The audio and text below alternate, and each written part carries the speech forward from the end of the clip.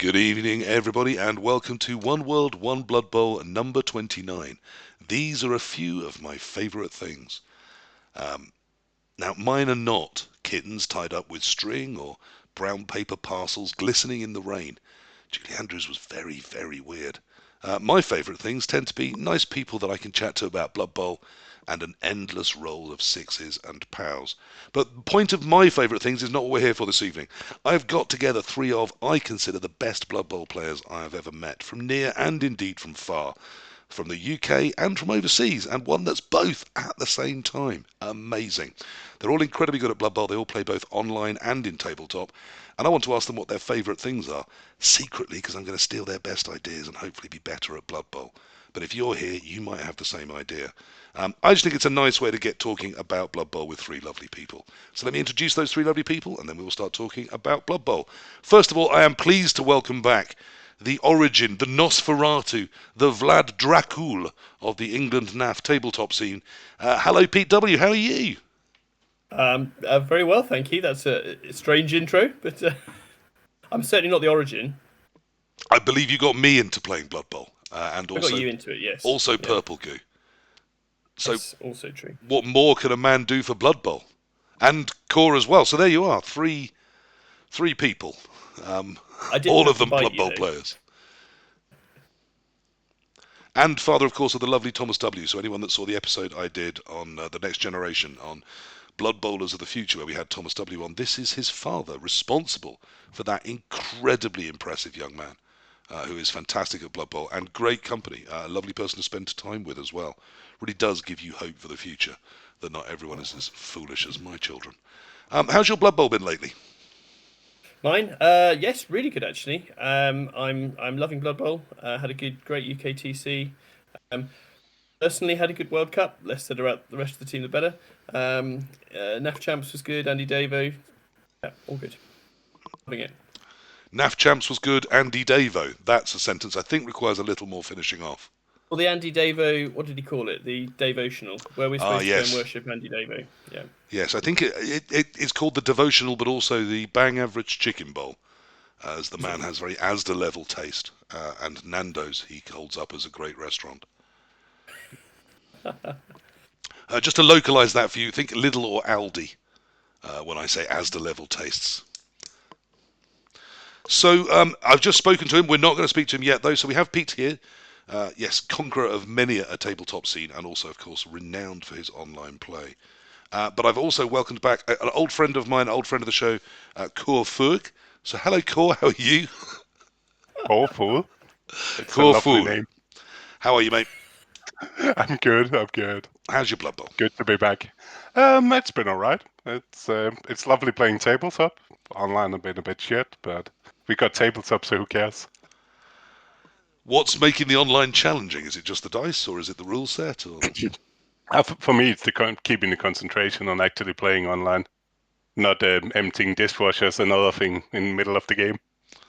have you been dipping into Blood Bowl 3 at all? Nope.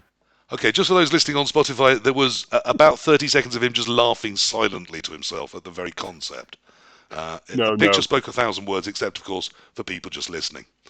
Sorry about that, guys. But no, I haven't even bought Blood Bowl 3, and I'm not in a hurry. I got tabletop, it's fine.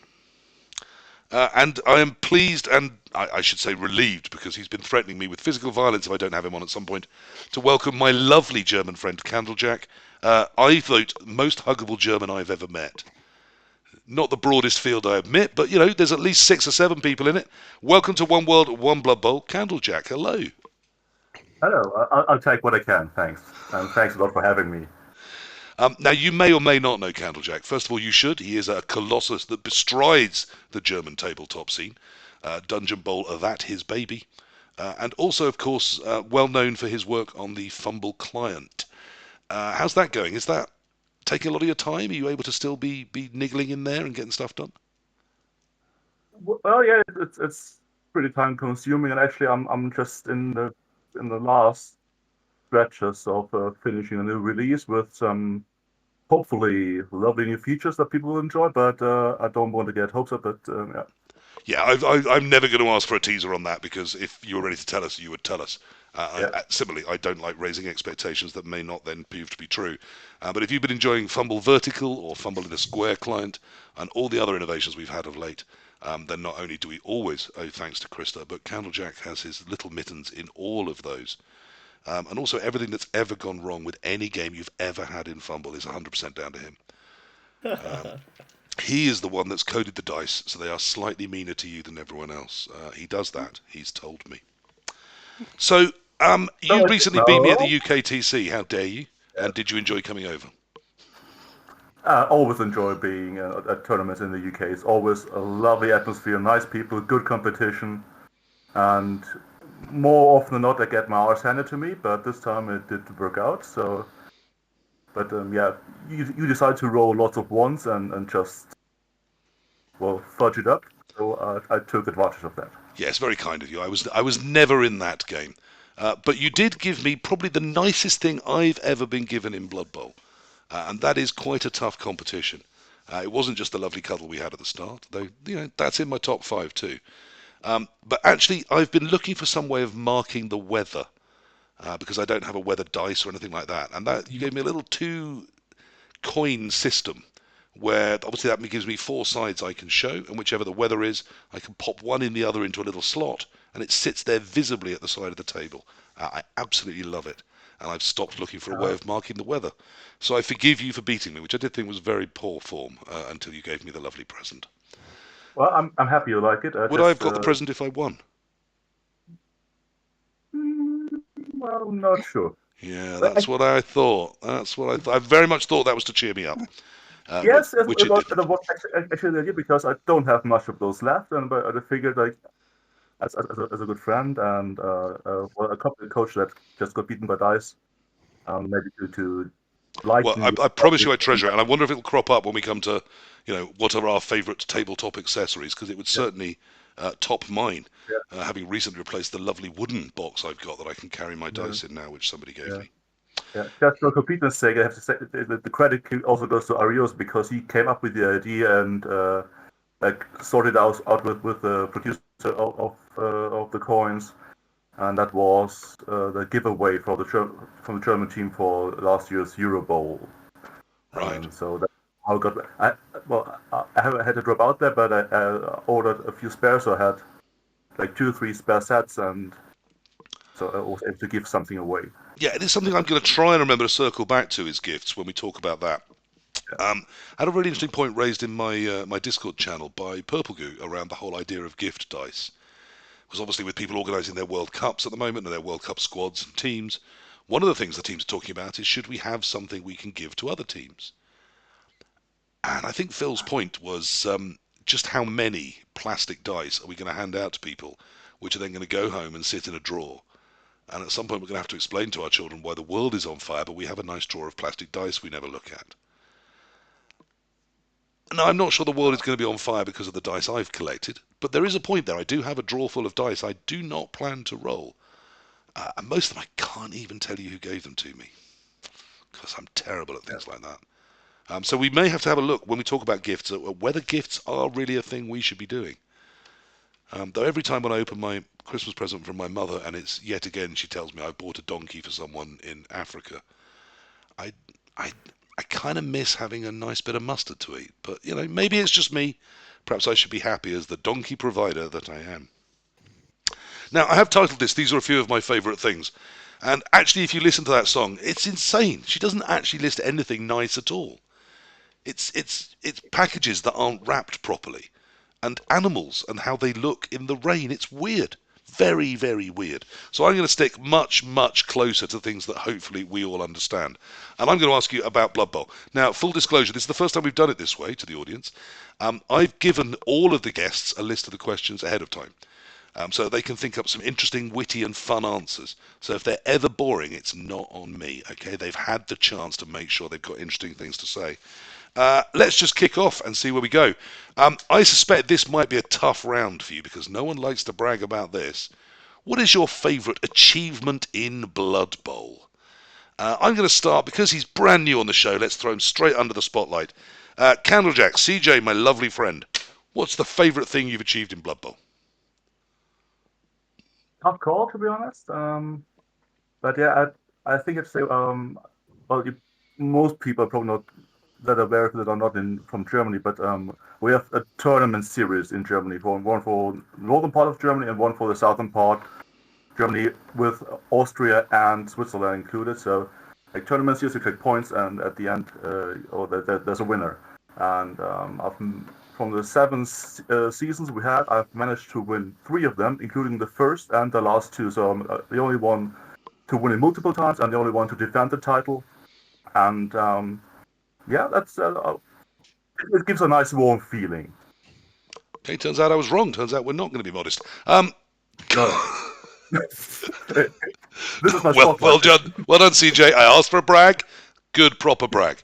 Yeah, because again, that's quality over time, over distance, and both when you were a young man and still now. Cool. What have you achieved in Blood Bowl? What have you got to brag about possibly? I think my favorite is Tabletop Major, Fumble Major, and Blood Bowl 2 Major in Chalice. As one of the few, if not the only one.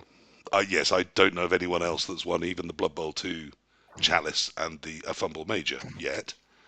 And you can add a NAF Major to that as well. So you've won the biggest prize available in both Fumble, on the Blood Bowl 2, and on Tabletop. Yeah. Why are you still playing? Because it's a fun game. That's and to win more. I lost my last NAFC final, which annoys me still. It's on YouTube. But I think we can get back to that somewhere down the list. Deservedly lost the last NAF final, didn't you? You were outplayed and outclassed, I think, is how I recall that happening. Pete, we've had 2 very humble men talk about their great achievements. Are you gonna let me down? Surely it's your, having a son, or I don't know. What's your greatest achievement in Blood Bowl? Yeah, I'm not sure I can claim any of my son's achievement of my own. I think probably the achievement I'm most proud of is co-founding the White Isle League on Fumble, which has been running now for since 2006. We set it up, and that's great. And that's great to do something that brings a lot of joy to a lot of people over a number of years. Happy to boast if you'd like me to. If you want to force me into that corner, I'm not. No, I very much didn't. The other 2 just chose to. It's the privilege of going last. Yeah, I mean, similarly, I've said before on this show, my proudest achievement in Blood Bowl, it was taking the Twitch stream dream team to 3rd at the UKTC, because I do think that's an incredibly tough field to do well in. And whilst all 3 are very good Blood Bowlers, they'd literally never rolled dice before, any of the 3 of them. That was the first time they sat down and rolled dice. And I thought for me and those 3 to get a 3rd place, even in a year where a lot of the top teams had some tough rounds, that's going to happen when there's that many quality teams there every year. I had never been as proud in Blood Bowl as when we did that. I thought that was awesome. And if you know Dimmy G, then you'll know just what sort of achievement that was. So that, for me, crowns everything I've done personally. And I think that's interesting that, I mean, you're talking something about a collective gain for Blood Bowl, Pete, which is even nicer than mine, because I was part of the team, but mine's very much a team-based thing. And the other 2 just gone for things that just for about you. To make them feel better, Yeah, I guess probably in terms of achievement-wise, I think my first tournament win was actually my second ever tournament, which was the Blood Bowl back in 2007, run by Games Workshop, held at Warhammer World. And I went, the second tournament ever, and I went 6 wins, beat Jeff Porrett in the final, and then suddenly a lot of people started taking me seriously. So that was nice. That was really pleasing. For those that don't know, Jeff Porrett are terrifyingly good at Blood Bowl and very good across a number of races. If you check, and we had to check the we had NAF to play the rankings, final. he's right up there on 4 or 5 different races. We had to play the final inside this Games Workshop stadium of painted houses and spectators. At least you. Which sounds fun, but for 2 hours having to sort of reach in and move the models like this. Oh, it was horrendous. And Jeff wasn't feeling very well, so he spent most of it sort of slumped over the houses like a hungry giant. But I mean, to me, that sounds like the hell of Dice Towers, but dialed up to 11. Now you're talking. You're talking your own win down now. My first win was the first NFC, which was under the stage in darkness, I could barely see the bloody pitch. That was even worse. Against 6 Mighty Blow Undead, wasn't it? Yeah. Well, it's my first tournament win. But I was actually, was being mean. I was going into a slight follow-up question, which is, I mean, all four of us here play a lot of team tournaments when we can, find one and get people to go with us.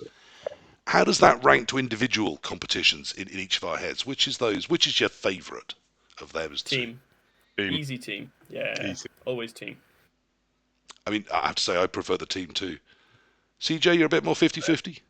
Yeah, I think just both have their merits, and sometimes I just feel like I don't want to really bother about anything. I just want to take a fun team and just try to rip something, and always say, okay, I'm just going broke here in this game and just try something.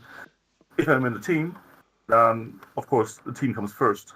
Yeah. And the team episode is awesome. I love team tournaments, but sometimes it's just. Yeah, it definitely does up the pressure, doesn't it, to not let other people down. So Yeah. the compromise there, Christian, is to take goblins to a team tournament, isn't it? Well, that depends. If you can perform with them like you did, then yes. Otherwise, it's just more like instant letdown. So maybe not a good idea. I wanted to bring goblins to the UKTC. I had a particularly evil build there that I gave up to someone else on Team Fumble instead. But my team did not feel it was a supportive move on my behalf to take a stunty team. Well, my only loss at the UKT was against the Goblin team. I got pitch cleared in turn 8 in my offense, having Dark Elves. So yeah, that's because they could have been built quite nastily. And halfway through, he worked out what it was that I intended it to do. So the second day, he was even more lethal with them. Yeah, the first day was a bit of a trial and error. I think you need to say welcome to Andy Devo and friends as well. Oh, yes, we've had a lovely raid in from Andy Devo. Welcome to the show. I'm here talking with 3 lovely Blood Bowlers about their favourite things in Blood Bowl. We must crack on, or we are only going to cover literally 3 questions on this list. The next thing I wanted to talk about, I thought I wanted to ask you about one line of advice you would give new players in Blood Bowl. But it's a very similar question. Someone on one of the chats said, what's the best advice each of them has ever got in Blood Bowl? So let's bounce those in both directions. What's the best advice you've ever got in Blood Bowl? And what's the one, if you had just one line of advice you could give a new Blood Bowl player before their tube door closed and they were whisked away, what would it be? I'm going to start with a lovely core this time, so it's different each time around. What was the best advice you've ever been given in Blood Bowl? I think I'll use the same for don't be scared to roll dice to both sides. If it's the right thing to do, then no rerolls. And that's advice you feel can be given right out at the very start and stay with them as they grow through Blood Bowl. I think it's one of the things that it's maybe not new players, but it's one of the advice that changed most for me was stop being scared of, especially in the old rules with one reroll. If it's the right thing to do, it's the right thing to do. It doesn't really matter, and it doesn't matter if it fails. You cannot be scared of rolling dice to make stuff work. Lovely advice. Christian, same question, of course. What was the best advice you've ever had in Blood Bowl, and what advice would you give a new player? Well, the best I think I've gotten was from Jeff Porrett, saying that sometimes it's better to settle for second prize instead of first prize. I mean, it goes a bit contradictory to court, but of course you have to roll that. But sometimes, like this risk-reward thing is the perfect outcome. Is it like probably enough so you can really try it, or is it maybe like with half the risk something that is only slightly less good? So then maybe try that.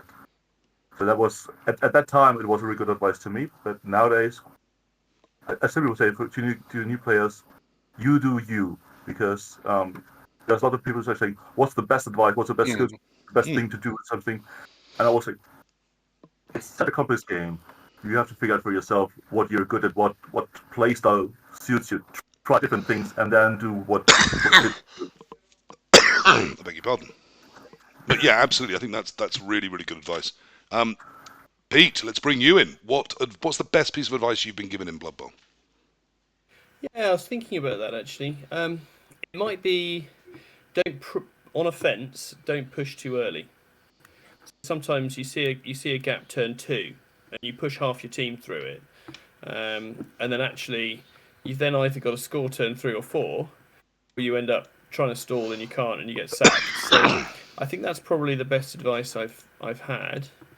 What I tend to say to new people, I still play a lot of people who will start doing blocks before thinking about their turn. So the advice I'd give to a new person is just spend 30 seconds thinking, what is my aim for this turn? Who am I going to blitz? What do I need to achieve to do that? And are there any zero risk moves, standing players up, moving players that I can do first to mitigate anything that might go wrong? Great. That's some cracking advice. I think we should probably end the episode there and just let those 3 statements go out into the ether and make better Blood Bowlers of all.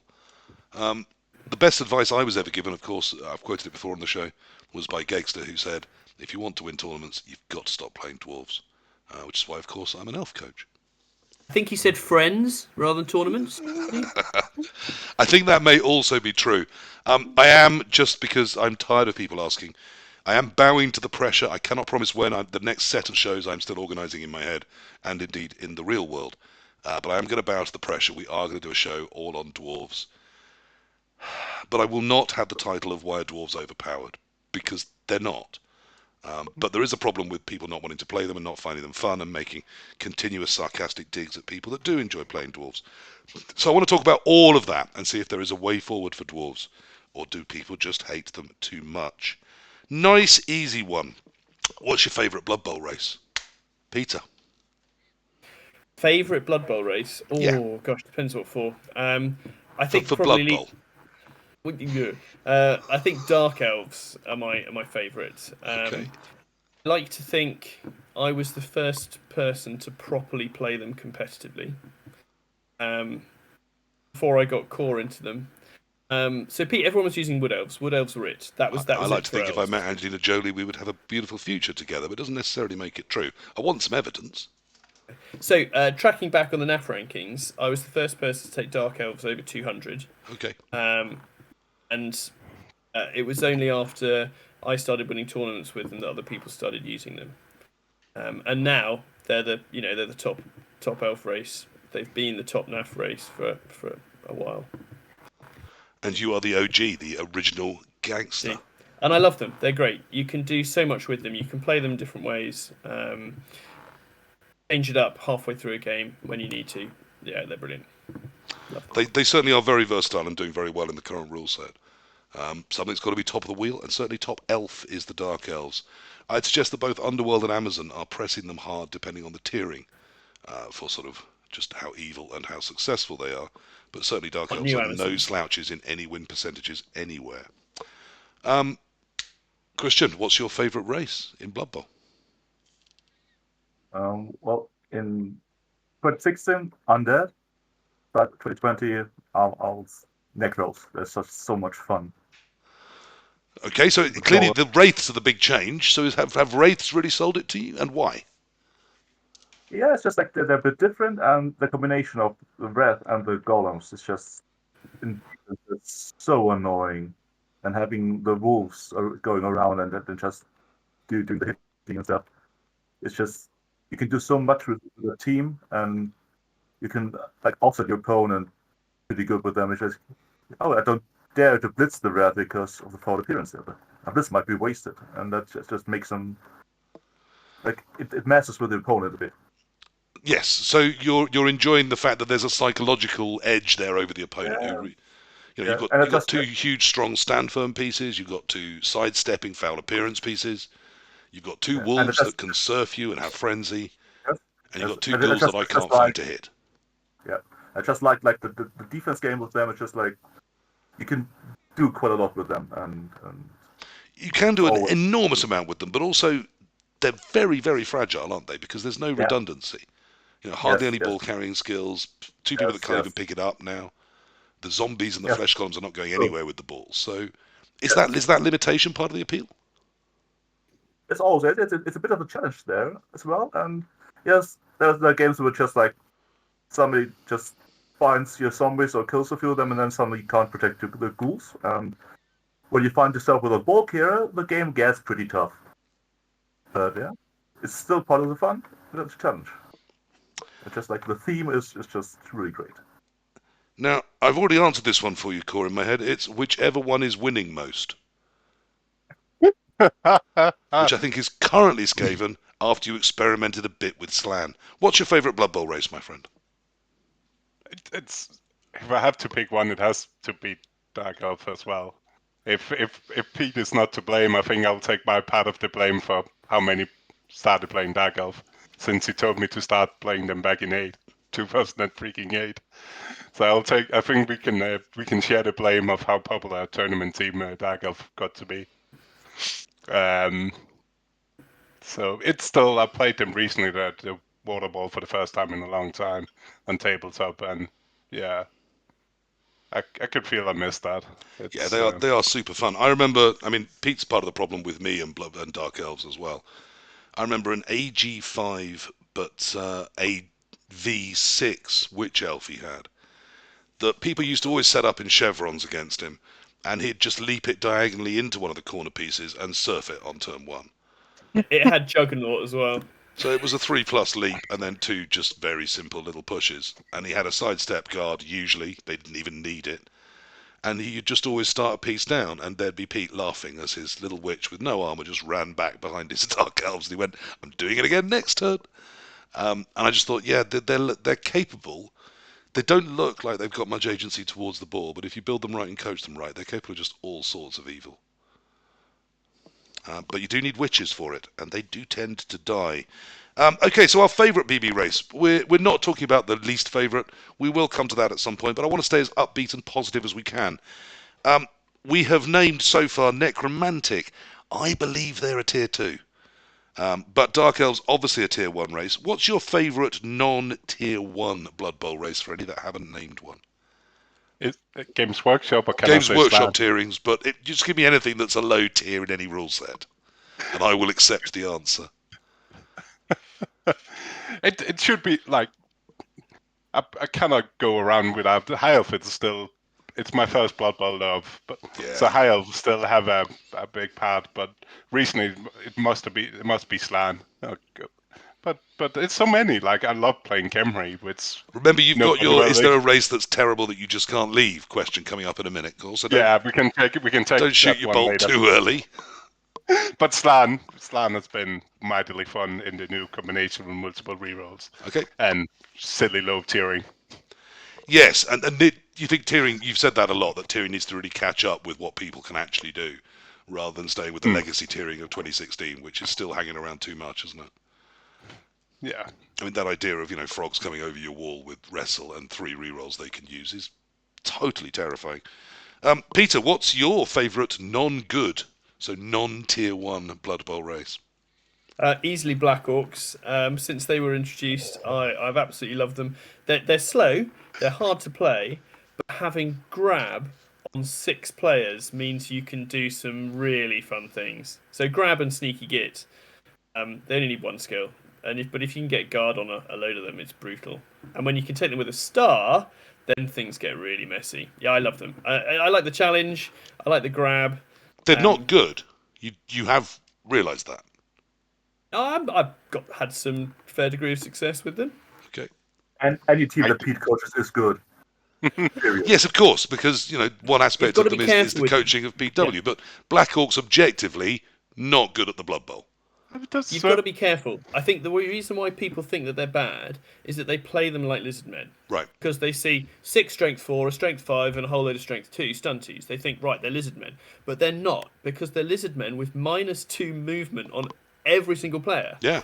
You can, with lizard men, you can sort of rush in and rush around. You can't do that with Black Orcs. So if you play Black Orcs like lizard men, you lose. But if you play them well, and you grab players to the right places and think 2 or 3 turns ahead as to where you're grabbing people, you can take your opponent's team apart.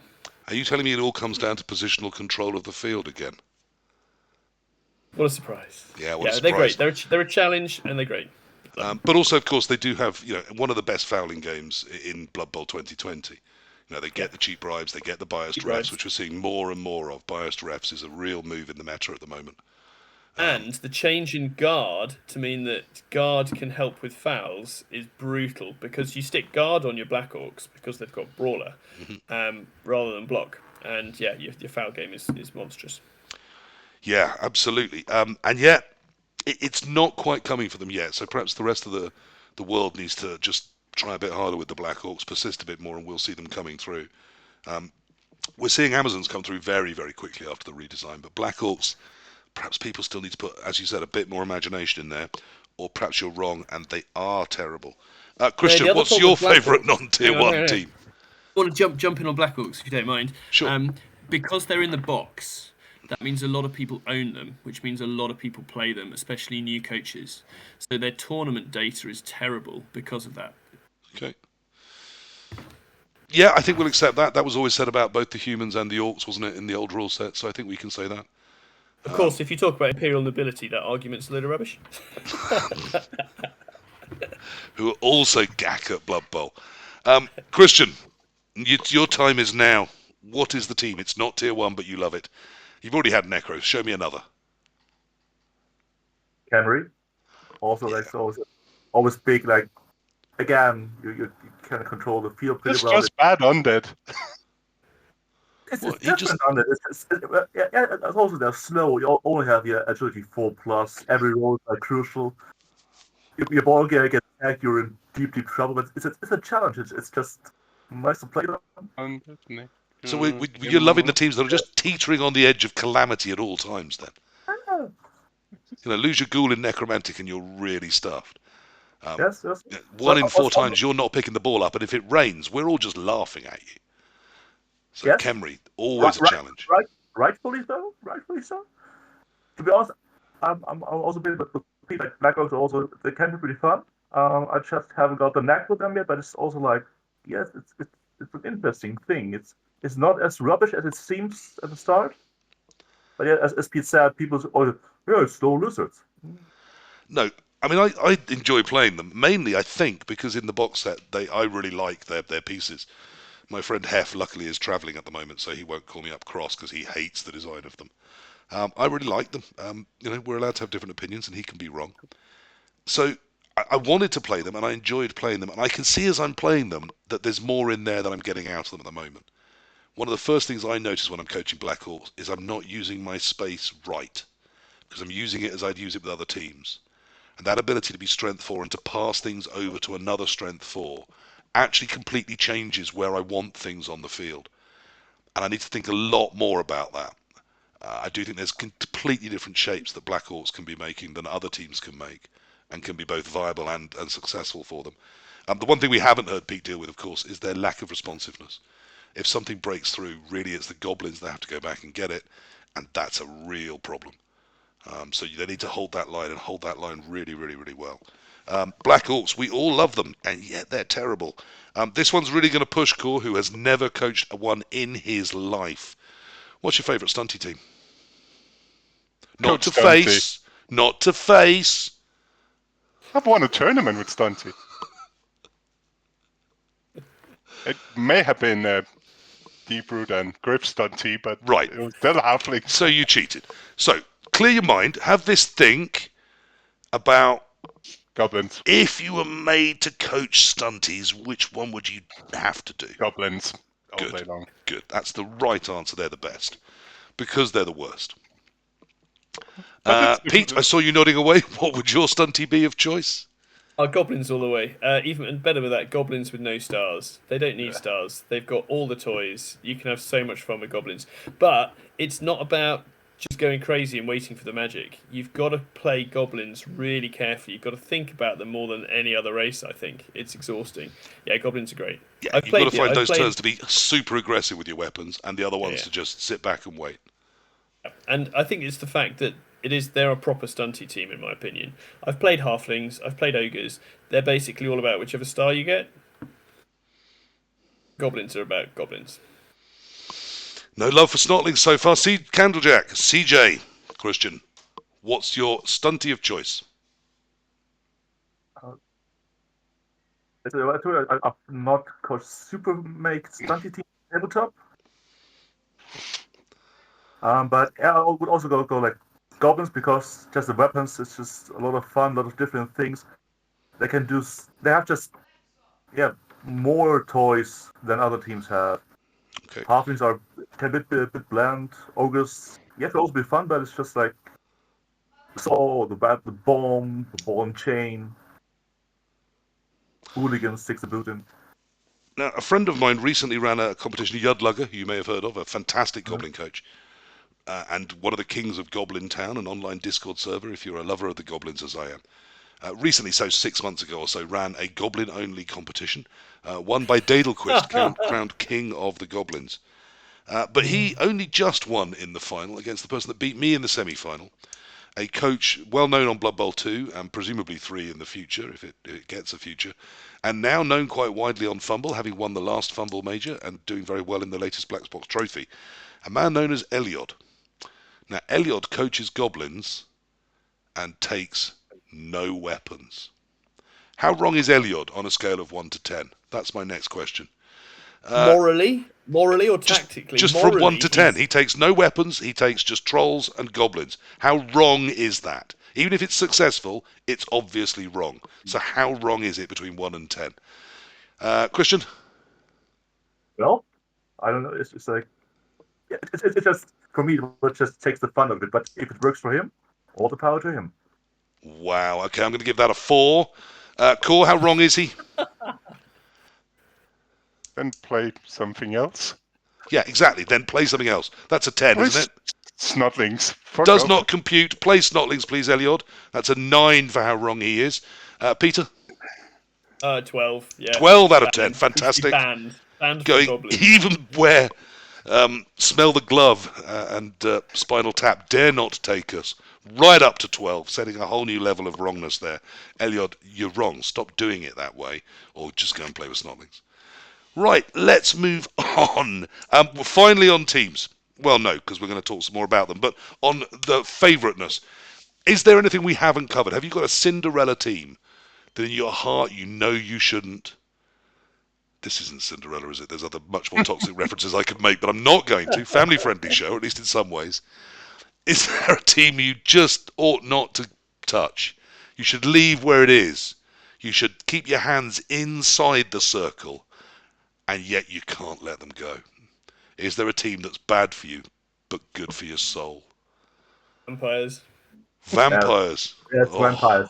All the way. What they promised. Vampires They for promised Christian they too. promised the world, and then they suck your soul away. They're almost like probably like slump for your opponent, because anything can happen at any turn, but they also mess with your own head. So it's just they're just torturing you and your opponent. Absolutely. I mean, if vampires roll all their dice, you can't beat them. But it's fine, because 9 times out of 10 they'll beat themselves. Not quite, but yeah, it's also like, again, the challenge thing. It's like you're never safe against vampires. Are you loving the new vampires, guys? Then are they to your taste, the 2020 vampires? They've broken them. They need to fix them. There is dark rumours that they're the next team to get a rework, but we've been hearing that for months and no sign as yet. So we'll see what happens there. We've left you out, Cool. What's your Cinderella race, if there is one? I think the closest for me is Khemri. I cannot stop occasionally playing Khemri, even if it's so far away from what I normally play. Yes, they don't have a 60% win rate, do they? I don't even know what my Khemri has, but I love playing Khemri for some reason. I also got a great Khemri team. Didn't start that way though, Core, did it? No, that was No. potentially an idiot that dared me into playing. If I won the NAF when seed. Core won the NAF champs, his prize was a Spubber painted Khemri team, and I told him that the rule was you had to use that team you've won in the next tournament you go to. Which happened to be, for Core, block around the clock. So we spent 24 hours of sleepless Khemri play. But the twist in the tail came where I was on for the win. All I had to do in the 11th game was draw against Core's Khemri. It started raining, I started laughing, and somehow he beat me 2-1. Yeah. He cheats is my working theory. Let's see if we can get him to admit it. Is there a race? What is your favourite thing someone could add to Blood Bowl as a race? I mean, basically, I'm trying to keep the favourite format, despite the fact that it long ago broke down its usefulness. So, what favourite race could be added to Blood Bowl for you? In Games Workshop lore. I mean, yeah, sure, why not? But anything really, except it'd be really Space nice Marines. if they added functional passing rules. They should do Okay, that. we'll come to rule changes in a minute. What race? Is it lion men? Is it snake people? Wizards, whole Is team it of wizards. Pygmies, whilst they somehow avoid it being really, really racist? Wizards and familiars. There you go. Oh, okay. Pete. I would say let's say that like a spider themed team, so something like a lot of small like titty spiders, no hands, running around the team, and we're making it something like a nest that can hatch spiders during the game. Go forest goblins with spider riders. Hmm. That'd be good. That'd be fun. We've already had some lore from them, of course, in the Blowdart. Stunty League on Fumble. You could have stabby guys, spider riders, blow dart people. That'd be great. Sounds fun to me. Cool. Anything you think is missing that we could have and benefit from? I won my Fumble Fairies back, so I can get jump up, Stunty, and throw. The start jump fairies. up. Brownies. Brownies. Okay, they weren't very good, as I recall. No, they were terrible. It was amazing. Yeah, sometimes they don't have to be good, do they? They could just be fun. There's nothing I can really think of except possibly snake people. I know that's been said 1,000 times. And perhaps, Games Workshop did have a phase, didn't they, where every animal in the zoo, there was a person version of that somewhere within their lore. So I guess that could happen. I just do want a bit more variety. I don't want necessarily the 100 that are in the Fumble Secret League, but perhaps if we got over 30, that might be a nice sort of point to pause at. And is there... no, let's not. Let's move to something positive. Let's talk about something that's going to make everybody happy. We can all do big smiles on our face because there's no problems here whatsoever. What's your favourite Blood Bowl star? Everyone loves star players. They sell like hotcakes out of Forge World. The painters do love their painting of those star players. And we all love playing with them. What's your favourite of all those gamut of galaxy of stars that we have before us? Peter, I'm coming to you first. So BB 2020 is Bomb or Dribble Snots. I love throwing bombs. It's chaos and carnage. It's great. In previous Blood Bowl, it was probably Wilhelm Chaney. It's having the move 8, strength 4, wrestle, claw, frenzy, catch. It's just great. Yeah, he was fun. Okay. Is Bomber too strong right now? No, people just a weak. They need to man up. No, the Bomber isn't strong. People are weak. Yeah. Controversial and very loving take from PeteW there. Next time I take him, I'm going to bring a box of tissues with me to hand out before each game.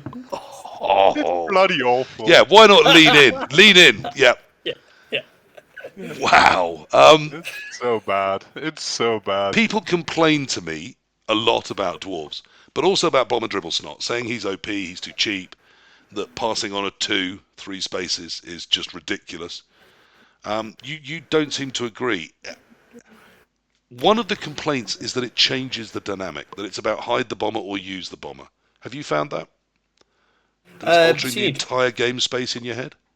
It's not. It's just a different puzzle to solve. People have their standard patterns of play of like caging up and protect the ball carrier, and that doesn't work. Yeah. You've got to play a different game. You've got to make a gap. You've got to tag the bomber. You've got to take him down. It's just a different game. People need to adapt. So like we're talking about with Black Orcs, actually it's taking you outside of that comfort zone of I know the patterns, I know the shapes I should be making here. Because actually the shapes are different just because he's on that pitch. Yeah. But you're not convinced that makes him overpowered. You wouldn't say 80k? The bomber, I don't care what he costs, it's just a bit of fun, isn't it? Yeah. It's not as bad as fun when it kills for 50k, kills 3 of your players like turn 1. It is fun for one of the players' core, isn't it? It's horrible design. Very selfish way of looking about it. The average fun on that table is quite high. If you're saying 50% fun is high. Okay, you can come swinging back in then, Core. What's your favourite star and why? What's my favourite star in?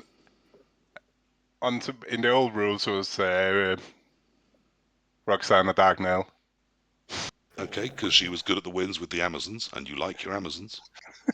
She has a good synergy, but still without blocking with stuff. So Yeah, still but she with brought risk things to the team involved. that otherwise they didn't have, which is usually what a great star can do. Yeah, exactly. That's the thing. In the new rules, I'd rather not have star players. They can go hide themselves again. And so if I'm asking you to pick one, you're saying none of them. Pocky, because the new miniature is amazing. Okay, Puggy. We all love Puggy, despite the fact that he's not actually as good as everyone thinks he is. He's not terrible. He's one of those people that every time you go, well, he's not as good as people think he is, they go, oh, you're saying he's terrible. No, I'm saying he's all right. He's No, not fabulous. he's He's all right. no. I think William Cheney is still. I think he's a good example of a star player that's useful and good without being stupid. Okay. Christian, what's your favourite star player? I refuse to have one. It's just Right, which was the most fun to program into the Fumble client?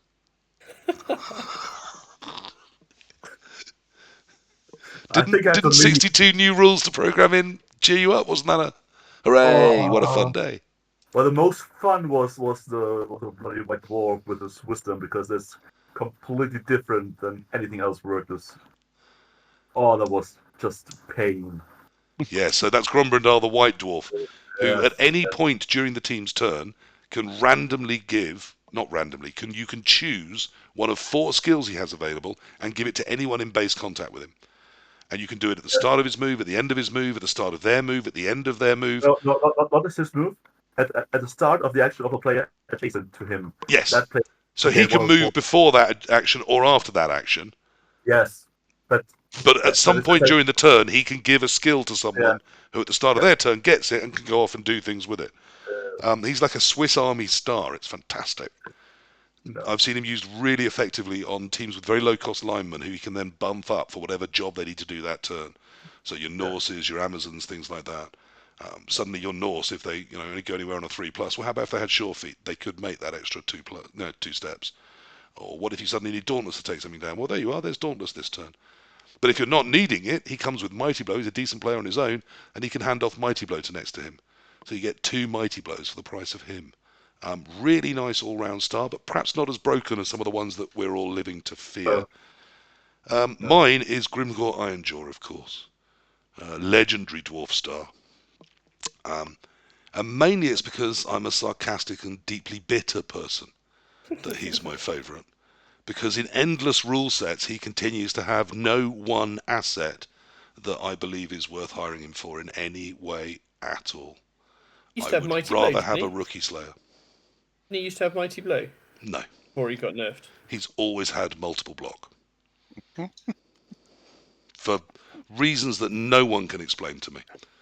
I think mainly so we all have to learn how multiple block and frenzy interact together, which is they don't. No, he's always been utterly, utterly terrible. And remains so when all the others are good. His special isn't that he can have Mighty Blow once a game, which at least would make sense. No, it's even worse and more teasing than that. He can have Mighty Blow once a game as long as he's hit something strength 5 or higher. I mean, it's just amazing how awful he is.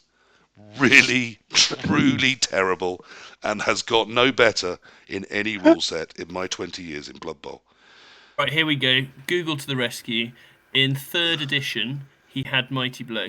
I wasn't playing in 3rd edition. So in 3rd edition, he was useful. He was a strength 4. He was basically a Slayer with strength up Mighty Blow. Yeah. Okay, so yes, that was a time where I genuinely... I think I did start on Fumble during the 3rd edition, so I can't claim I never cost played 150 GPs, 150 gold pieces. Bargain. Well, clearly he was so good that they've nerfed him, and he has not come back. We've talked about them. None of us seem to be huge fans of where stars are right now. I can claim to have got ahead of that game slightly. I said when I saw the rule set, you can't change stars in 3 directions at once and expect it to be balanced when it's done. They got cheaper, they got more widely available, and they got special skills. Those are 3 key changes to them. No one knew what was going to happen, except it was always going to be a shit show at some point. And that's where we are. What's your favourite way of dealing with Blood Bowl stars right now? Is it limiting them? Is it costing extra skills to bring them into teams for tournaments? Or is it just saying no? Are you a refusionist? No! Cool, I see you nodding away. Let's start there. You seem to have decided. What's the best way to deal with Blood Bowl stars? When I started playing tournaments, stars was not allowed in anything. That was the main rules, was no stars. Yeah, the golden age. We can. I think not all tournaments should ban stars, but I think every major tournament should just ban them for now, and we can see in the next edition if it gets better. Okay, so you're largely for banning them. Christian, what's your view? What's your favourite way of dealing with the current situation with the Blood Bowl stars? Well, currently I would say just ban them because I'm just a bit annoyed with how common they are at tournaments and stuff.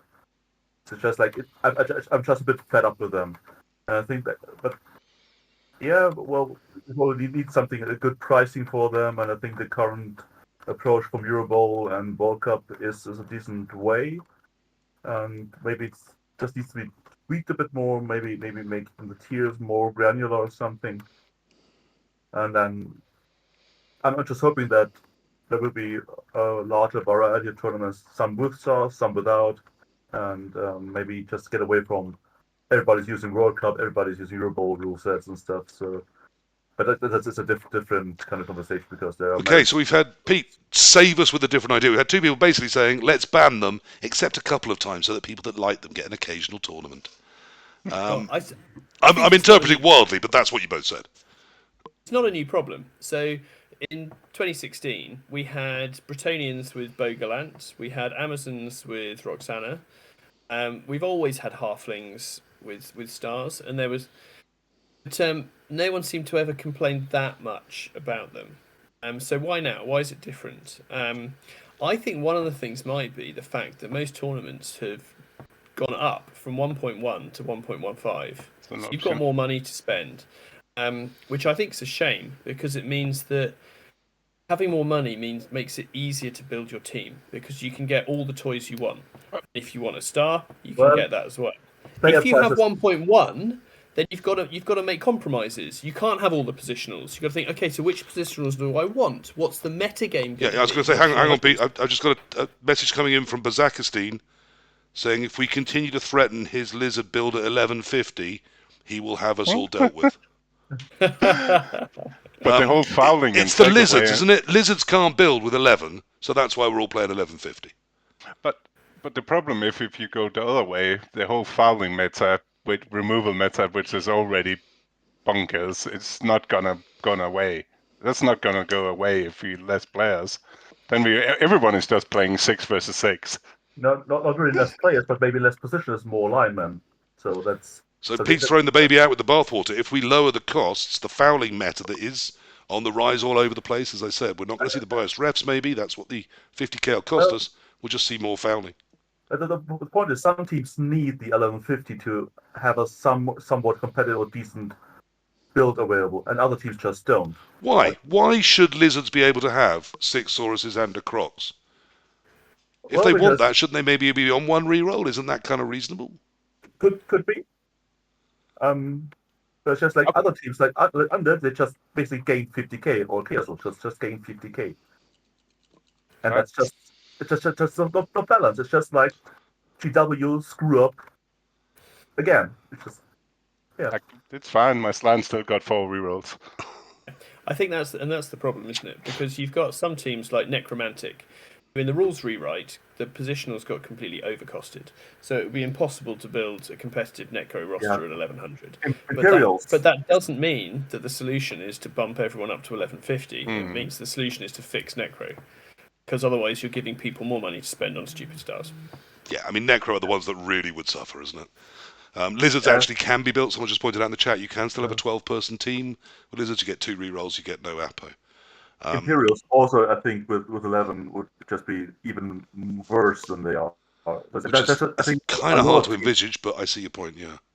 Yeah. Yes. On the other hand, like Black Ops, they wouldn't really bother. I think with 11, it's just pretty fine. So that we have a lot of teams that are just either pretty good with any budget they get, and any bonus just bumps them up, and the teams that just really need that budget Or otherwise, it's just like not really fun to play. Not really like you can't really utilize the team as it is meant, or maybe properly meant. But I don't think And if games we're are all playing at a rule set at a size that's being decided for 2 or 3 teams that can't build without it, I mean, as Pete says, isn't the answer to actually have a better set of rules where those teams are more viable at a different size? Because Yes. it strikes me we're going to their house and we're playing with their ball. It's Yeah. exactly perfect for them, but less perfect for everybody else. You But know, the I solution mean, is that I you can have build a dwarf team with a big chunk of bloat I'm not likely to use with yeah, 1150. yeah. Um, But it's just that the solution is to have games where to actually just have someone with a clue deciding rules, and not like the random shit show they have been putting on for the last 2 years. well, we were That's talking it. about this pre-show as to whether we're going to get new rules. I mean, I am hearing some rumours, but they tend to be from people that want it to be true, rather than Yes. anyone with any sort of knowing it to be true. And largely what it seems to come down to is 2016, 2020, therefore 24, which removes so many factors from that equation. It's just not true. Even if Games Workshop wanted that as an intention, doesn't mean it's going to come to pass with the logistics squeeze that's been on and COVID in the last few years. We will see. Okay, let's move on to something much more positive. I think that's quite enough sadness about stars. There does need to be an answer. People want to play them. I'm not kidding. You know, we are alive here today playing Blood Bowl because people paint the figures. That's where the money is in this game. I'm still sure of that. And I know they love painting the stars. So But Games those, Workshop are Well, always going to want the stars front and centre. yeah, We just might have to find a way of dealing with it. Cool. well, I was about to say, but yeah, a lot of the problem is like Pete started with it. It's the way the game has been released that the amount of teams the first stars could play for was it's just been manic. Now they're getting more stars, so it's like just inherent problem. But But the let's get more away teams from they can stars. play for, the more I have to buy it to add it to my collection. No, it was logistic. There was not that many stars. There was only one way to do it back then. The few made stars that was available needed to be readily available. I mean, I'm not sure. I think they were always all coming back. I never bought that Ripper was dead. No, You no, wouldn't but get replacements for some others. no, that's not what I'm saying. But at the point in time, enough players needed to be able to have stars because there was not that many stars at that point in time. I think you're so right, but it needs fixing. So let's get away from stars and wherever Pete is gone to. I think it's the sauna. Or the platform where he watches the slaves get tortured. What's your favourite Blood Bowl skill? Christian. In the well, game, not my ability to outthink yeah, my opponent. Ha ha ha. no, it's non-existent, as we all know. But if you would say like for utility would be block, but for like skill that's just fun and just I like it Juggernaut. It's just it gives so many options and people don't really appreciate how cool Juggernaut. We're coming to some other cool ones in a minute. Undervalued skills other people don't. What's your favourite? Yeah, favorite. That's the favorite. It's like yeah, Juggernaut. I like to put it Juggernaut. in builds when I can, and it's Classy. just Yeah. yeah, like having I've yeah. like brown sauce on my bacon rolls, which I've been very into, but only in 2023. I've been into Juggernaut this year, something fearsome. I'm really getting some lovely Yeah, use out of it. yeah. It's a real shame I can't squeeze it onto a NAF team in a way that I like. But a Juggernaut Witch is a thing of great beauty for a Dark Elf team. Yes. I tried that you can see. Okay, well, she died on a both down, but okay, that happens. It's Yeah. just also love having a Juggernaut strip ball slam blitzer. That Oh, was really fun. beautiful piece. Um, Core, where are you? What's your favourite Blood Bowl skill? Favorite Blood Bowl skill. And if we cannot say, I'm a bit in love with Juggernaut as well. So let's take the Synergy with Frenzy. Okay, lovely. Otherwise, actually, Wrestle for taking a Wrestle. It's funny one. I think most people thought it'll be a bit rubbish when it got out, but it's one of the skills I pick Yeah, most in tournaments. yeah. I remember Cool. when that rule set was being developed, and I said, "Wrestle." I'm not really sure why I'd need that. Um, But yeah, we get some things horribly wrong, don't we? yep, Pete, what's your favourite Blood Bowl skill? Oh, I think it's probably sidestep. I love the fact that you can have. I mean, Cause played against my Dark Elves when they had 11 sidestep players on the pitch, because it removes your opponent's ability to do what they want, to play their own game. Because normally when you do a block, you can think, right, I know what's going to happen if it's a both down or it's a push or it's a pow. I can plan. With sidestep, you can't do that because they don't know what's going on inside your head. Yes, Pete, Love you it. do one of the realise first when you things- say things like it messes with the opponent's head, it removes the opponent's ability to do things, it makes the opponent miserable, I like seeing them sad, I laugh as they cry, I'm taking tissues to the next event. When people call this show about Toxic Elite, you're not helping. Okay? But Just he's right. want to Sidestep put is that out there. amazing. Yes, it Is is. block like your mum? Because 90% of the time, you guys that have just said all these skills are your favourite ones would put block on a player anyway. So is block the undervalued one we all love, but we just won't admit it? Do we just know that the love of block is there in the background, so we've all gone for showier, sexier skills? Your question was about the favorite skill, not the best. And block is solidly, it's Okay. the solid skill. Very good answer. Yes. Took me up on that, and I Yeah. like it. Yes, it's like block. Block is the one you marry. Juggernaut. Okay.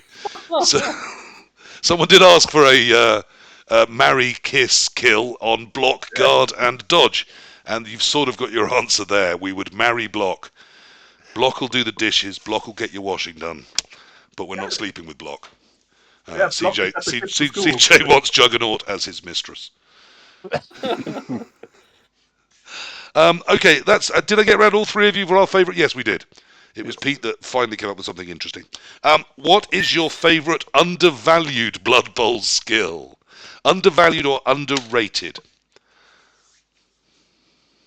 I'll jump in. It's grab. I've discovered grab on Black Orcs, and it's amazing. I love it. It's great. Okay. Yep, that nice Well, I easy one, haven't- grab. We can all see that it's not a great haven't skill, yet but does have some picked use. it. I'm tempted to put it on a Dark Elf Blitzer just for combos with Frenzy, but I'm not brave enough because dodge is just in the dishes. So much better. Yeah, dodge is so much better. But the interesting thing about that is it would give you a much more viable one-turn strategy with the Dark Elves as well, which is an area they struggle. I mean, they've got it with the Frenzy pieces. They can one-turn. It's not as hard as it is with the normal move 7, but to have a grab in there would really, really help with that, I think. But still not dodge, is it? That's the problem. I wouldn't take it for the one turn. No, I'm saying it's an added bonus on the other things it does. Christian, undervalued Blood Bowl skill. Is it the ability to code the client? Because no one else seems to have it. Oh, a lot of people would have it, but it's just too smart to get into that. Well, for skill, I would say, and I hate to agree here with because I have a group with Ariel, which I do not like, but I think defensive is pretty neat, and I think we still have to figure out how it could be. Like a defensive guard, Amazon Strength 4 player is just can be a real pain, and Yeah. I think defensive will be on the rise. It probably is not super good, but it's pretty nifty. I would rather spend an entire evening in a room with my 17-year-old than I would try and get a ball off that Amazon. I've been saying for 3 years that I think there's more in defensive than we're finding, and now with the release of Amazons and how well people are taking to them, we're starting to see defensive all over the place. What would be lovely, yeah, Blood Bowl 3 particularly has got quite excited by it. Pete? Defensive, it only has value on a Strength 4 player, but because it's an agility skill, you'll have to take on any other team. You'd have to use a double to get it there, and you're not going to have it combo with guard. So you'll see it on Amazons. It'll be a pain. Amazons are annoying. What? But I don't think it's going to have a bigger reach. Andy Davo, who's not bad at the Blood Bowl, recently took a defensive ghoul. You're not. Oh, there was a full-on sneer there. Let's start a proper fight. Tell me all about how terrible Andy Davo is at building Blood Bowl designs, Pete. Andy Davis great. He's a great friend, but he does like to stretch the bubble and try and break it and take Khorne to a whole load of tournaments until he's realised they're rubbish. Yeah, I think we're all slightly guilty of that, looking at rule sets and saying, is there a way to break this? Is there a way to push the boundary, try something new? I think that's what he was trying there. I do stand by it, Pete. I still think there's more in defensive than we're finding yet. And I think we might find there's other places than just strength 4 pieces. Yes, and Pete, like, it's not easy to get a good defensive player, but if once you have it, I think it's a very valuable player and a valuable asset there. That's the thing. It's not like super available at all places. But Whether we start seeing it built into NAF rosters, I'm not so sure. yeah, I still suspect we Elite might player. see it in a few well, places. I would For not be surprised. example, a goblin defensive is perhaps as good a choice as sidestep on a couple of It's goblins. terrible. It's terrible because you put a goblin with defensive next to another player, they're just going to hit it. Yeah, But then they're What not did you going to hit want? the other player. I think like having a dwarf team with all guard and half mighty blow, half defensive, that could be. If I could choose which player you're hitting, even as goblins, that's not so bad for me. I know you're used to no one hitting your players, Pete. We're not all that good. We're not all that good. Bessa spent his double on his Tomb Guardian to give it defensive in the NAF tournament. Cool. What's the most undervalued skill in Blood Bowl? What's your favourite undervalued skill that you can surprise people with? I think there's potential in defensive. Like again, I like Bassa's Tomb Guardian, but safe pair of hands. Okay. It's an upgraded dumb buff. Let's put it that way. You can actually pretty much get the ball safe, and if you have something with sidestep on top of it, it's you move to square and then put it to a square. It's pretty brutal for like teams that's harder to even sacking you in the first place if you just put it somewhere where they're not even close to it. Yeah, but it's still on the ground, so. Yeah, I don't like balls on the ground. No, me neither. But if it's definitely one of the skills, if somebody was starting with it, it's I don't think it's as valued as it should be. That was the point of the question, so absolutely. Lovely answer, and different to the rest of us, which is nice. Your favourite skill to remove from Blood Bowl, if you had to? Random passing skill, just pick one. It's any of the 12 except pass or leader. Maybe pass, dump off leader, the rest basically. As driver. Okay, good shout for pile driver. Any skill that anyone might actually pick that you think we should remove? Pete? Is swarming a skill? I'll get rid of that. Kind of is, yeah. Okay, so it's a trait, isn't it? But yeah, I agree. Particularly on Underworld. I don't know why it's there. Go stick. Get rid of that. Having every player can leap on a 3 is stupid. Get rid of it. Get rid of the whole race. Oh, they have already. Just need to wake up and believe it. I was about to say we did jump the team to eliminate. I was going to go for Slan. Now, we've heard some bad things about the 2020 rule set. I don't know anyone that can look me in the eye and say it's better in total than the late 2016 rule set. Once Piling On was removed and we got all the new fun skills and races, I thought that was a pretty damn fine rule set. What's your favourite thing about the 2020 rule set? Your favourite change? Let's start with Core. He looks like he's got an answer for me. Natural 1 and leap, making you not get off the ground. That's an amazing little change. I love it. So why is that good? Because natural 1s are by nature worse. I want more of that. I want dodge to be the same. But so a natural 1 should be always a fail in your head. It's natural 1 should be worse than just failing, because that's how Blood Bowl is. I can see it every time I roll the 1 with my Slan. I can see that stupid little frog not even getting off the ground in my head. It's so for those that haven't realised it, the change is that if you roll a natural 1, your fail is in the turn the position, square you're leaping from. The square you'd have been leaping from. Any other fail is in the square you're leaping to. So there's 2 ways to fail a leap now. Okay, that's an interesting answer. Christian, what's your change to Blood Bowl in 2020 that is your favourite, that you love the mostest? I'm sure I have one, to be honest. It's just like, yeah, most of them are like, man. So just the fact that there is change, that the game's alive, that it's supported? Well, that's the change itself, yes. The old Crucible was good, but it wasn't a stale. So it's changed. Or maybe because I have the impression that the spectrum of teams is a bit closer together. So it's not like so many outliers like the over-the-top broken wood elves like we had in 2016 that everybody would took every evil team had. It's just a bit more together, but it feels like a bit more closer now. Maybe it will like spread out again in a few years when people. Yeah, I mean, I do think goblins need a tiny boost. I'd love to look at some much more in-depth stats about the new Zons and Underworld. who I think may need a tiny little nerf, and perhaps even Dark Elves. I don't know why they got the boost with Assassins. It's to try and make people use Assassins. I've got a great idea. Take 2 blitzers off them. Simple. And give them to High Elves, but take 2 catches off them and give those to Pro Elves. And then you've got interesting. So Pro Elves will be the only one with. Sorry, Pro Elves stay as they are. So Pro Elves have 4 catchers.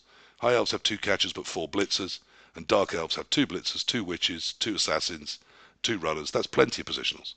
They don't need the 4 blitzers. Give them to High Elves. Let High Elves be good. Stop talking right now. It's the right answer, Peter. You just don't understand. I've made it too complex for you. What's your favourite change in the 2020 rule set? Easily, they fixed kickoff tables because there are a lot of really bad things and that have made a lot better. So yeah, I like the new kickoff tables. The only thing they got wrong on the kickoff tables was the prayers to Nuffle, which is stupid.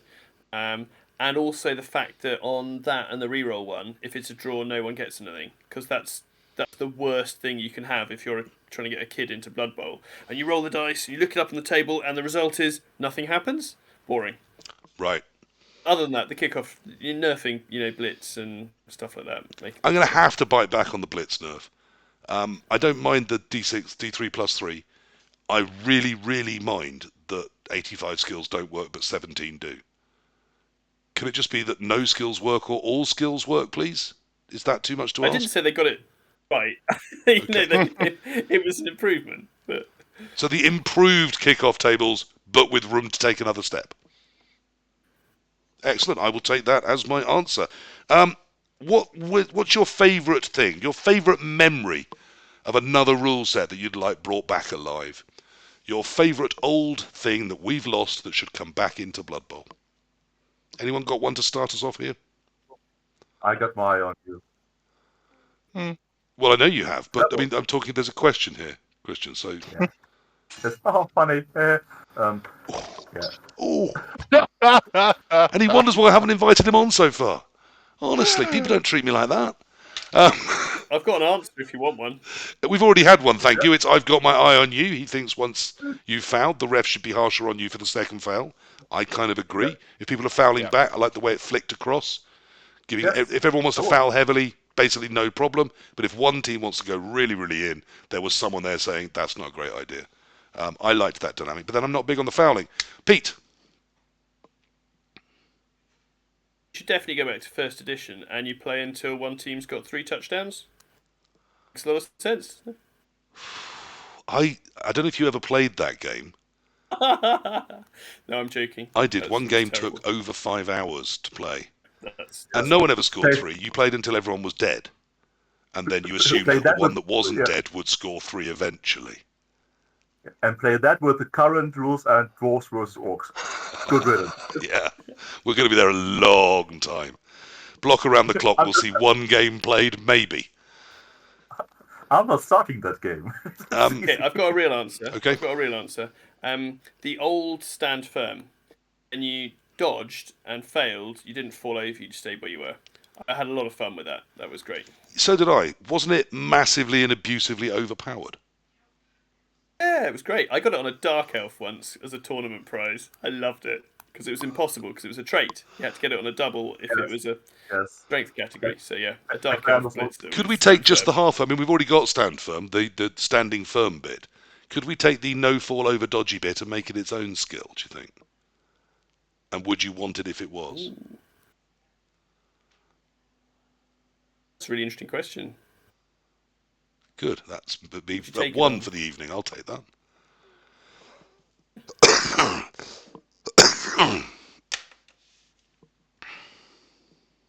Stumped us all. We're all thinking and trying to think, what would I use? How would I use that skill?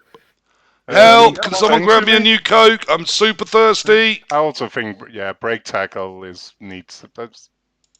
The old one I think was slightly better, but that needs something as well. Yeah, I don't quite understand why break tackle got nerfed. I didn't see the problem they were addressing there. I quite like the new skill. You can throw it on, Skaven blitzers, human blitzers, for example. But it's a new skill. Great, really useful. But I don't know why the old one disappeared. That slightly weirded me out.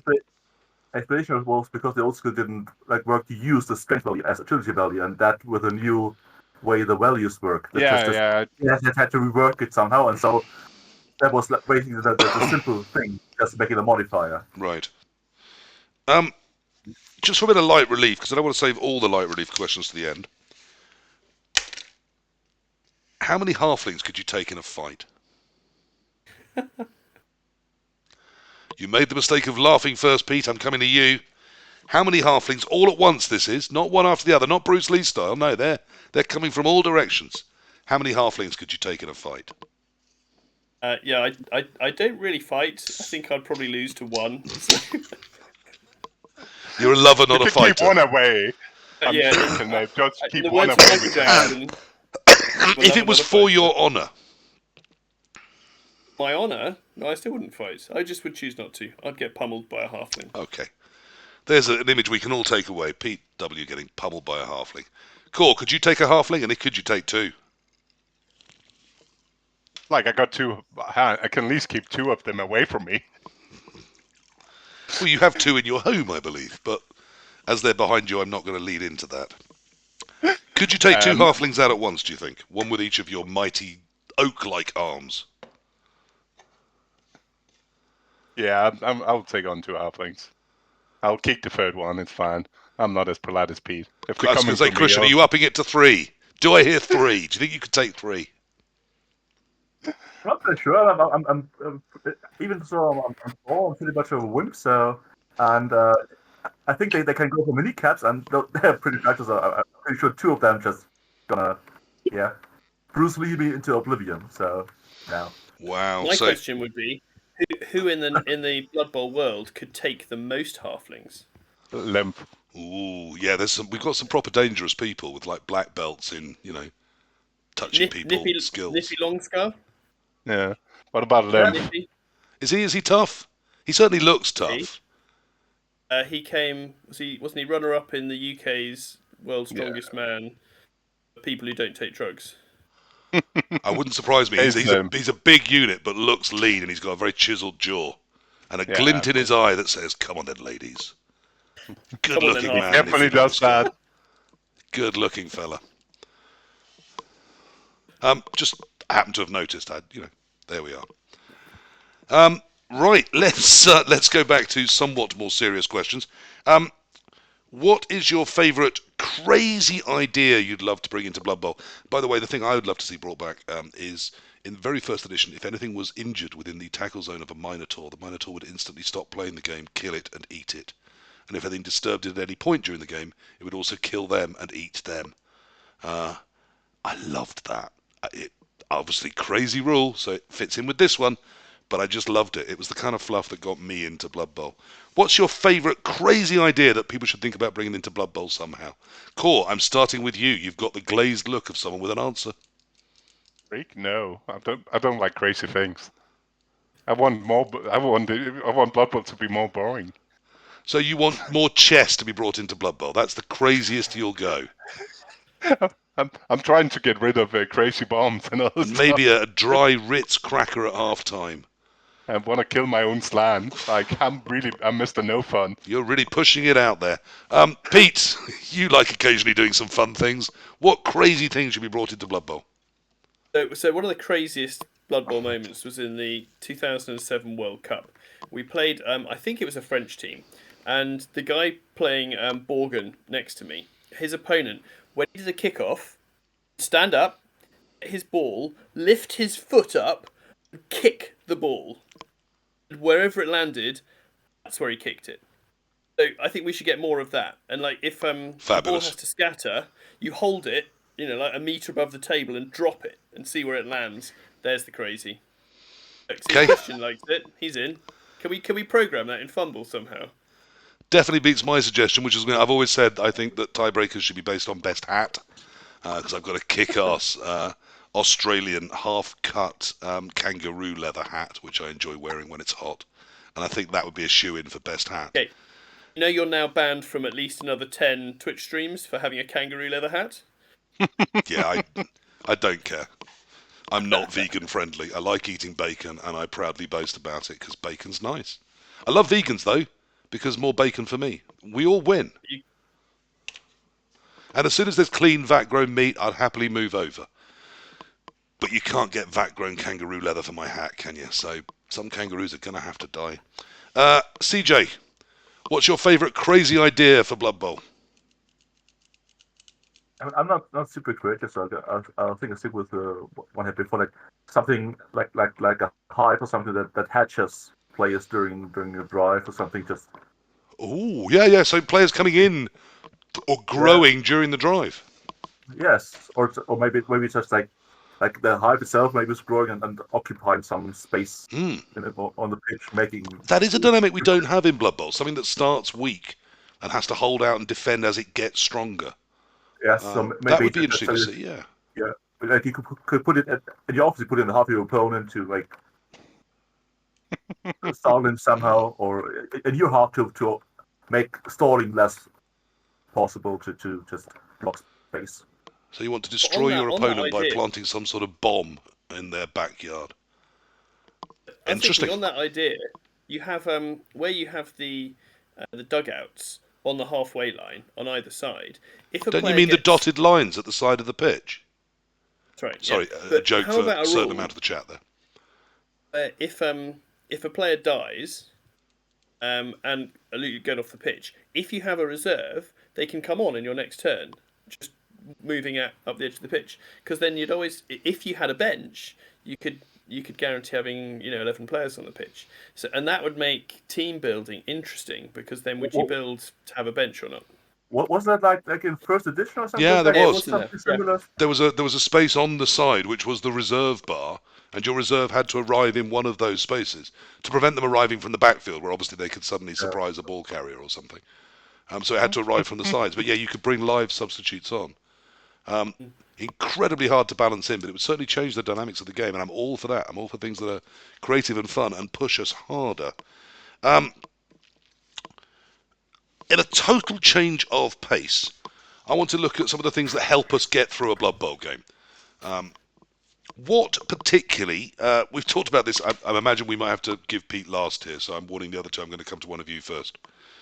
Imagine that there were things online in the internet that were helpful with Blood Bowl. What would be your favourite one of those, either on a computer or on, some of us, Peter, have phones now that have the computer on the phone. We can get to the internet on our phone as well. So either on a computer or on a phone app, what's your favourite Blood Bowl resource right now? I'm going to go first, and I'm going to say, for once, I'm going to say the Blood Bowl Coach app. I know it's not available to Apple fashion victims. My apologies, you've chosen terribly badly in your life, and this is one of many ways that you will suffer from the fact that you've linked your future to Apple. You should obviously have a Google phone, and then you could have the BB Coaching app. I think it's fantastic.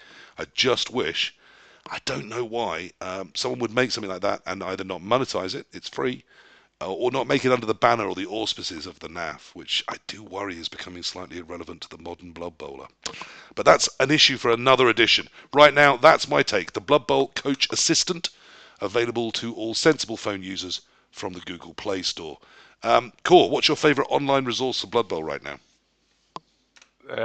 Since you stole mine, Tour Play. Okay. Tournament. I play League as well. It's brilliant. I love being able. It's just fun. You can see if people are playing and stuff. It's good fun. So when you say you see people are playing, is that if they're playing in the league?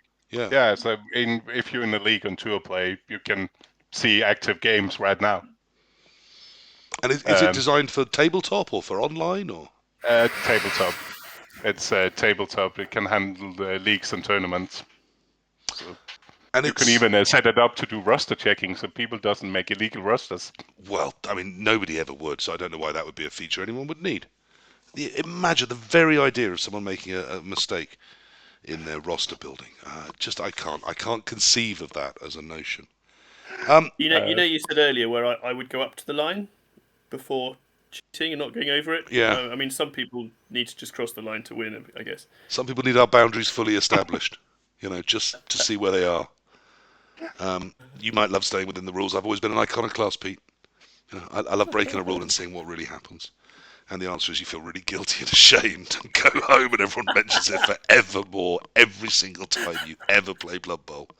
But hey, we live with our actions. It's not the worst transgression. I once lost to a very highly respected, very well highly ranked English coach, round one of the NAF champs, who had gone 50k over budget. Wow, that's 5 times as bad as me. I won't mention their name because they were very, very guilty. Look, I'm aware lots of other people have done it and lots of other people have kept it very quiet. I don't believe in that. I made a mistake. I think other people can learn from that because if nothing else, I'm not anywhere near as good at Blood Bowl as people think I am, but I do have a bit of a profile.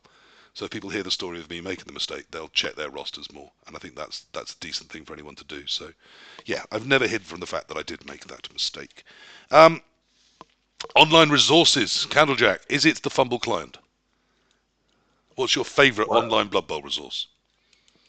The client's are really a resource. So the obvious thing would be like the Fumble site, but also like the DJ Merda is a pretty good site for like skill descriptions and stuff, and I'm pretty surprised they can put all things up without legal issues. But do you think it's the fact that it's in Italian, which is why they've got away for using a word-for-word version of the rule book?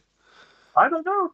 Maybe it's just like PeteW doesn't really know about it, and maybe they know now because I blotted it out.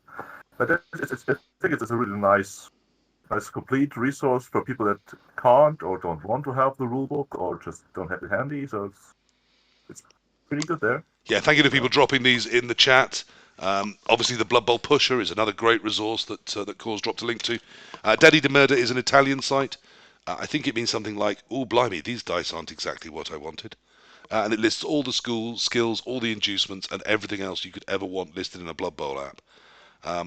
BB Coach Assistant does a lot of very similar stuff too, and also has a chess clock built into it.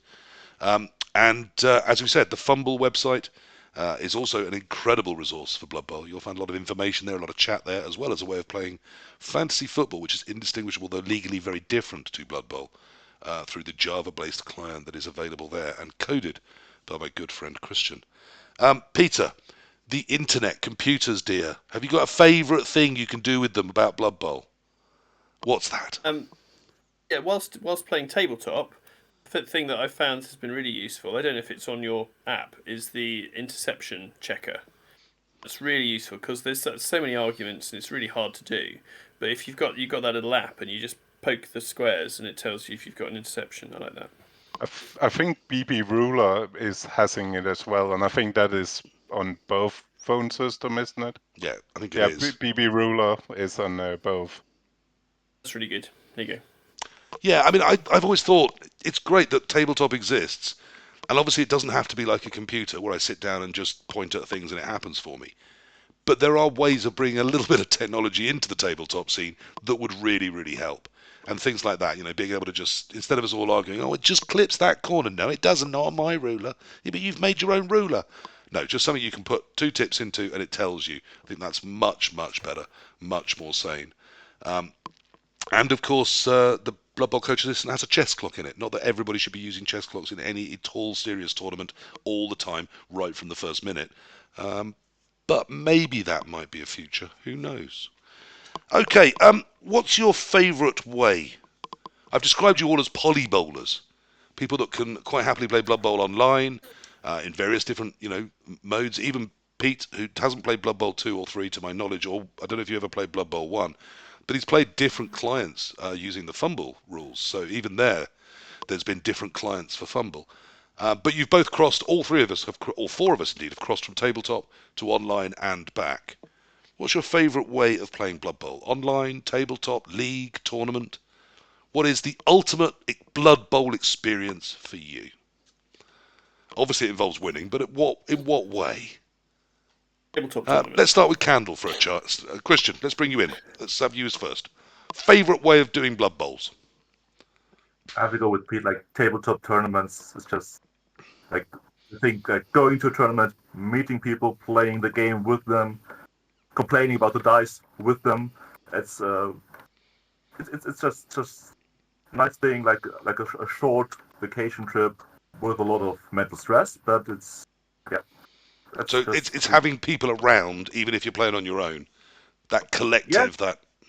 Yes, and just meeting other people again. Like I've known people for almost 20 years through this game and just catching up with them and talking with them. That's pretty nice. Indeed, the true Blood Bowl was the friends we made along the way. Yeah, and closely followed by like tabletop league play with guys you know from your town and stuff, and just building the teams with them. So that's Cool. What's your favourite way of playing the Blood Bowls? I think I did start the segment saying it's tabletop team, especially team tournaments at the moment, but it's the whole social aspect.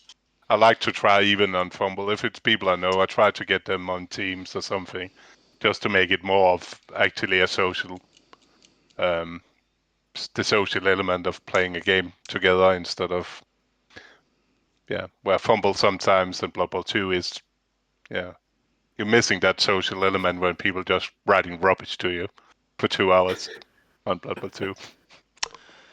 It's not always Elliot on It's the other just- end, though. I mean, sometimes it's other people.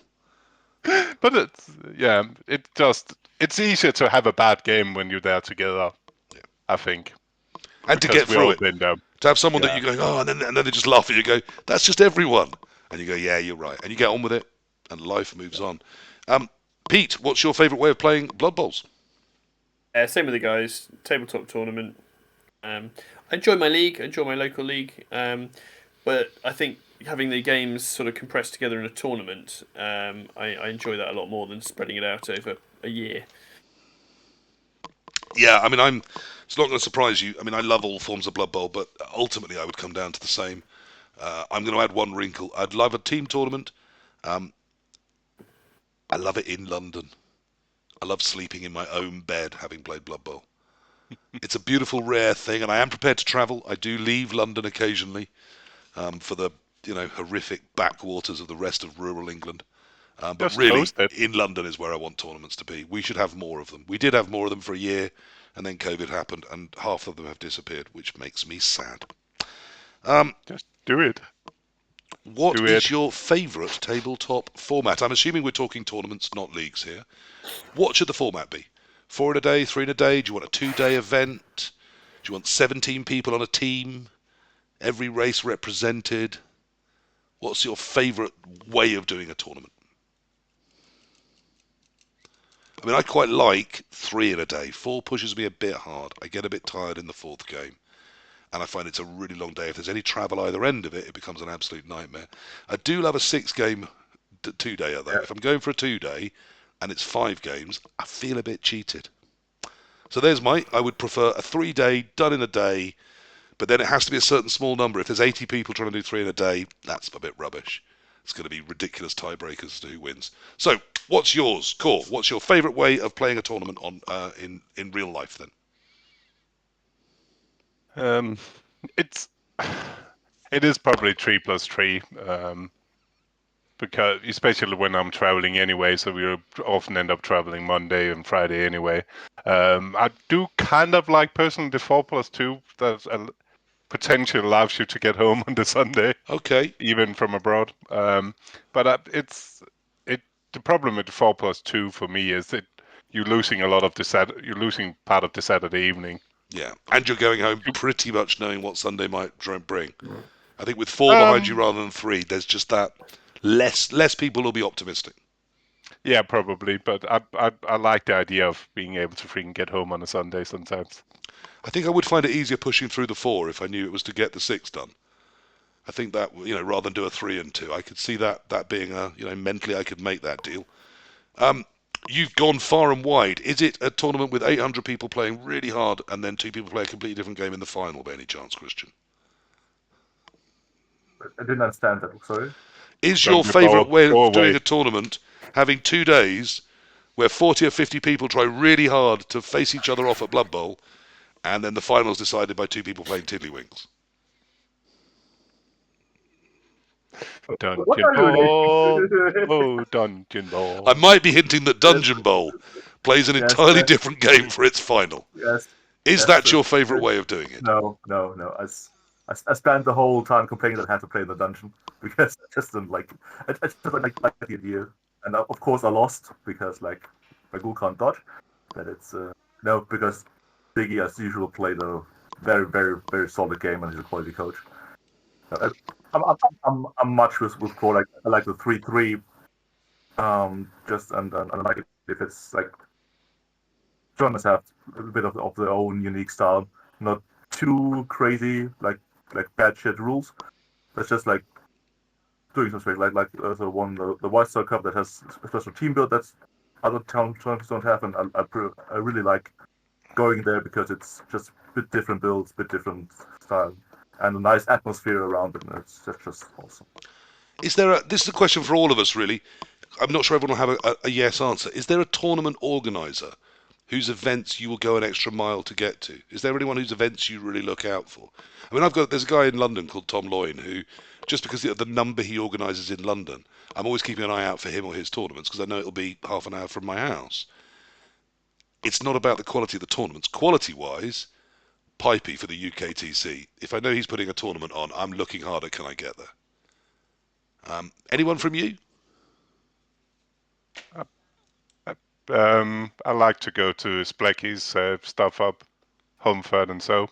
For me, it's just as much. It's a lovely drive from Manchester to Homeford. I love going there. It's a beautiful drive up. Christian, any So name on the we've form you're looking for, organizer-wise? Not really like a single person. It's just more like some tournaments that I usually try to make an effort. Goes to like actually got a shout out for the Water Bowl. That's Cole also is a bit involved in, but Alex Leipzig is always organizing and making a good job. It's just like I like this tournament because it's of the size and the competitiveness there. So that's always good. I'm not quite sure. It's like sorry, but just because it's Alex there, because it's just like it's a good tournament there, and Alex is doing a lot of work there, including some redraws he's throwing in once in a while. So that's always good going there. It's, And at that yeah. tournament, what's the best tiebreaker system? What's your favourite tiebreaker system? Pete? none. They're all terrible. There's So which one is it? there's no satisfactory tiebreaker whether you go strength of schedule or net TDs plus cash. There's the person who doesn't win always feels hard done by. I, There's no good solution. I think Triple Skull has been pushing for touchdown conceded, which I'm kind of growing on me because that's something you can achieve, and it makes sense to achieve against both good and bad coaches. Ironically, the thing I like about strength of schedule is it's completely out of my hands. I don't have to worry Yeah. about it at all. Once I know it's that, I can just not worry about tiebreaks because I can't alter it. I can't do much to it except subtly coach my opponents in the second half if I know I've already beaten them. CJ, anything? What's your favourite tie-breaking way? The discussion that has been had so often, so many times, and I also there's no objectively perfect system. Some people say opponent score is the only way to go, but well, that's just like the single-minded there. It's so, sometimes I think it depends on the size of the tournament and maybe also games played, where some tiebreakers make sense, or that they even shape what kind of teams people will bring. So it's I think they have to consider everything together, like what you expect and what a good tiebreaker will be there. Like if you go with like a 3 games, 40 coaches tournament and say tiebreaker is net TT plus net cast, then people will go with stuff like Skaven that can hit and score a Right. lot. So yes, the tiebreakers can absolutely affect who's taking what, particularly in a 3-day event, a 3-game 1-day event, where it's really likely you're going to have multiple people on 3-0-0. Yeah, I normally hate bonus points, but I do like random silly bonus points for 1 day as big 1 day tournaments because at least then it's again out of the world. If it's objective or whatever it is, it doesn't really matter. But because no matter what the other tiebreakers is even more stupid than 3 games, so put it into something you can actually achieve. I like in 1 day tournaments. Now, where I'm pushing to the outer limits of how long one of these should be, I'm going to combine a few questions. Tiering and skill packs. What's your favourite way of doing that? Should we have 7 tiers and each tier has 18 different rule sets available with take a star and 2 or half a star and 3 or 1 stack and 3 secondaries? Or should it be just three tiers, nice and simple, or no tiers at all? What's your favourite way of tiering and offering rule sets? Cool.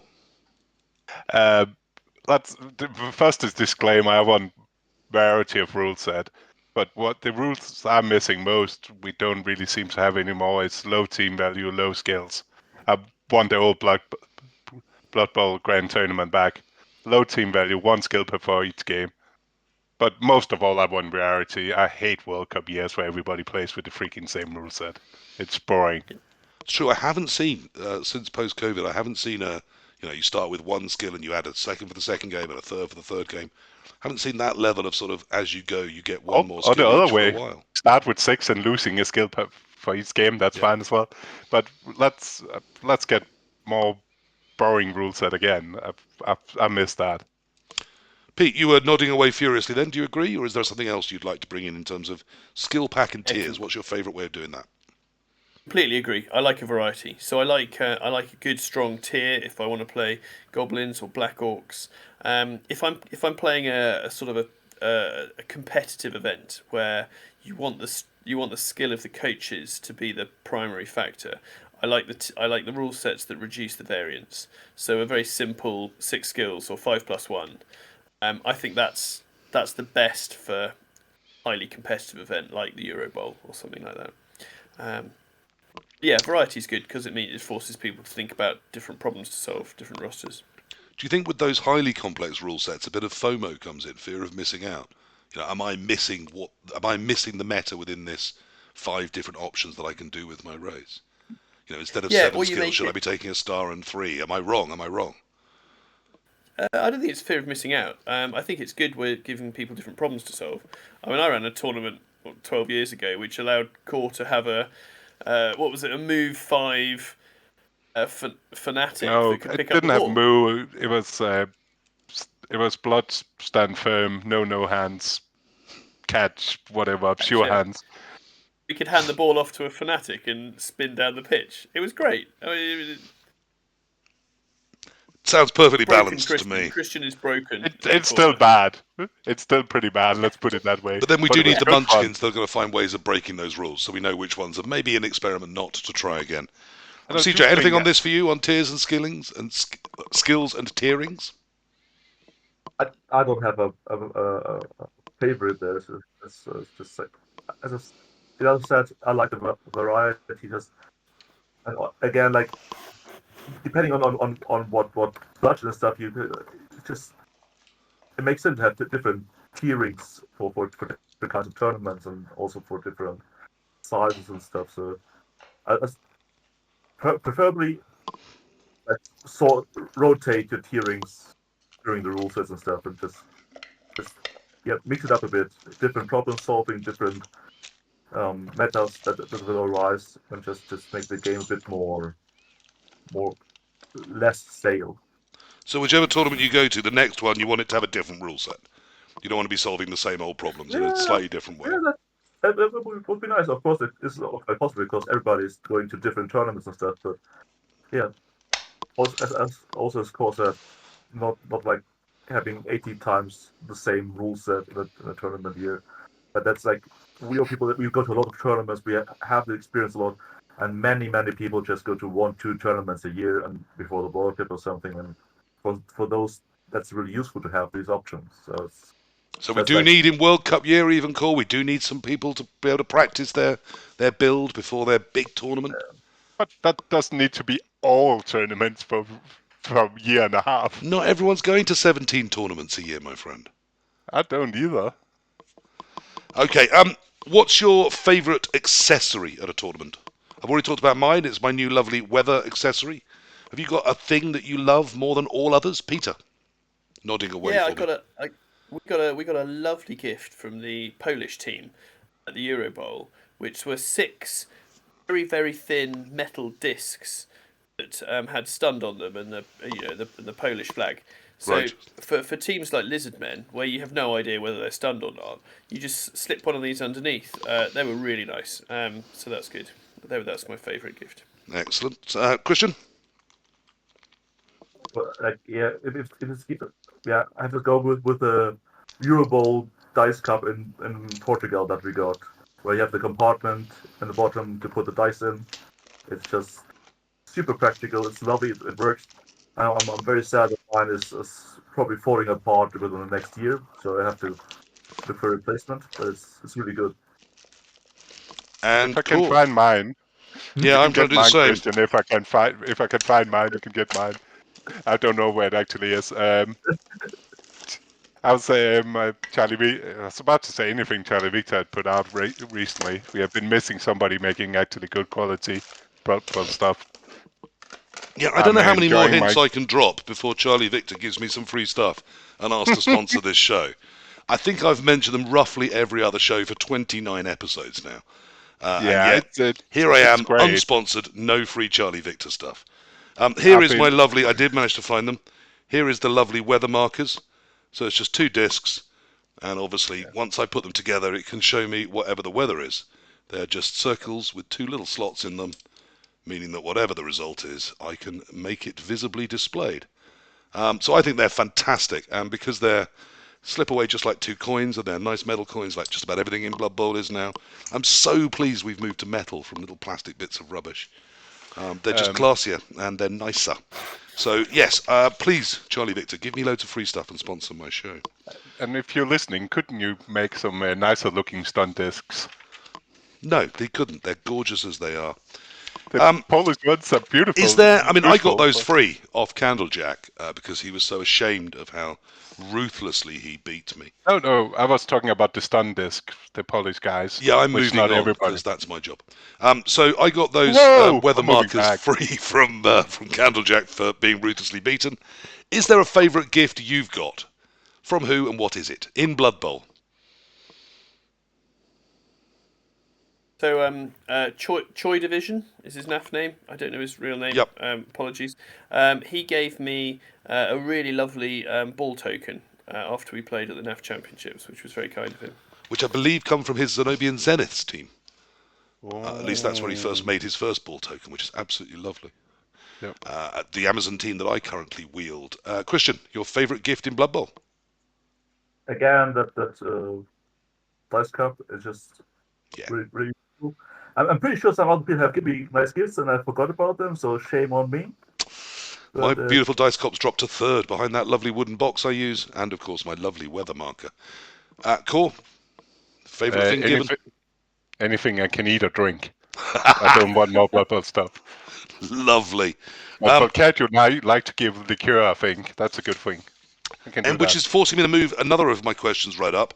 What is your favourite breakfast, snack, or meal for Blood Bowl greatness? Now, I've not hidden the fact that if my day doesn't start with bacon, I find the first game tougher. So bacon is it for me.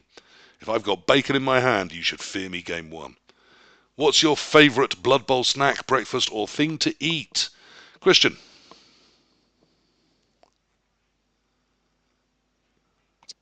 Is it beer?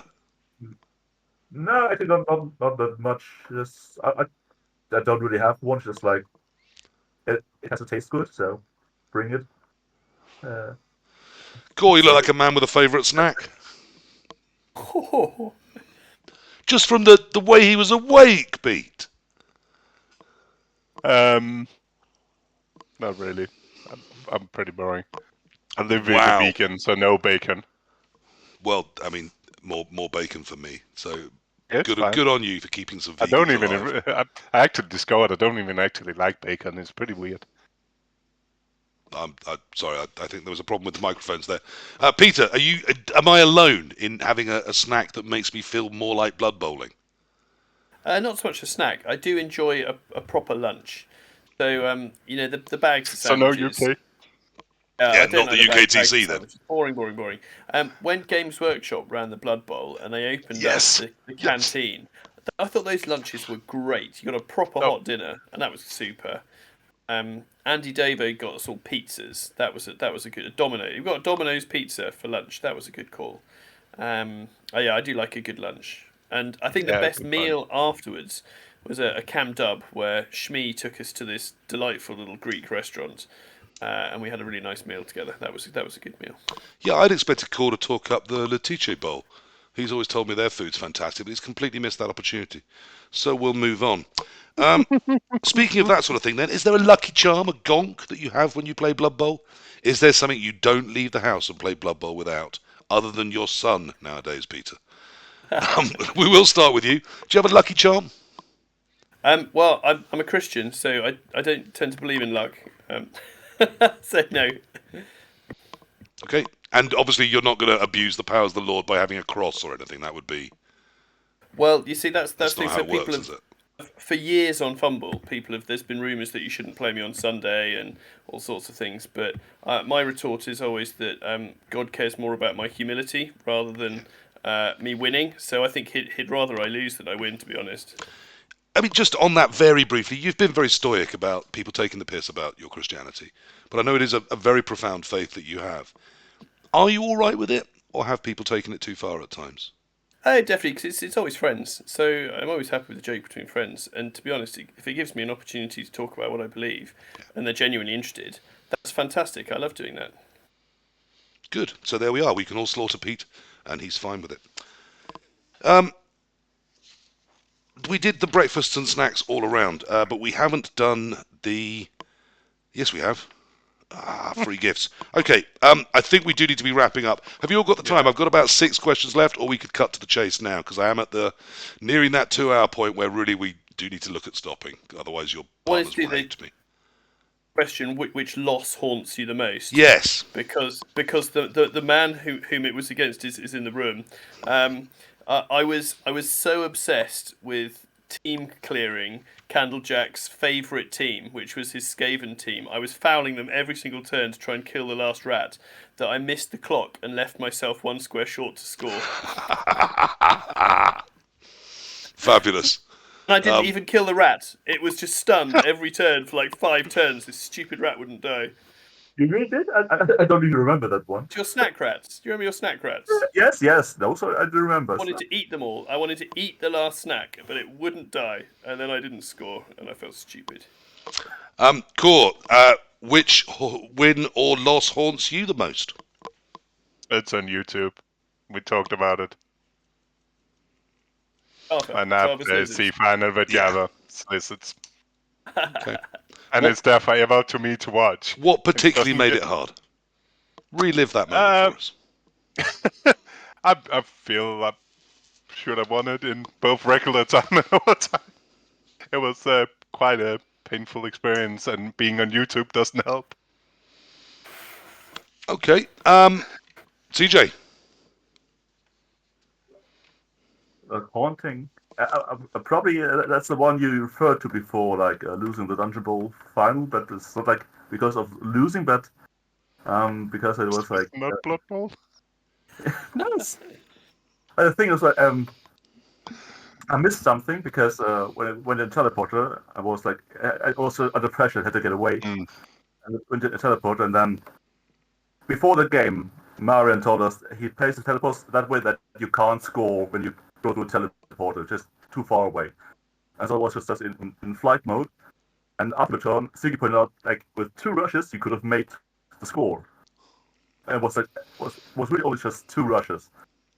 And that was like a bit shitty, but in hindsight, I think like it was supposed to be possible. So if it had spotted that and tried it and had won the game that way, I would have also felt bad for winning it. And so it's like some tragedy that you can't feel good about the game in either way. So that's like it still messed with my mind a bit. Mm-hmm. I've got an interesting answer to this, which is sort of, it's both a win that I'm sort of proud of, because most wins, I don't know about you, most wins don't remain with me. They disappear pretty instantly.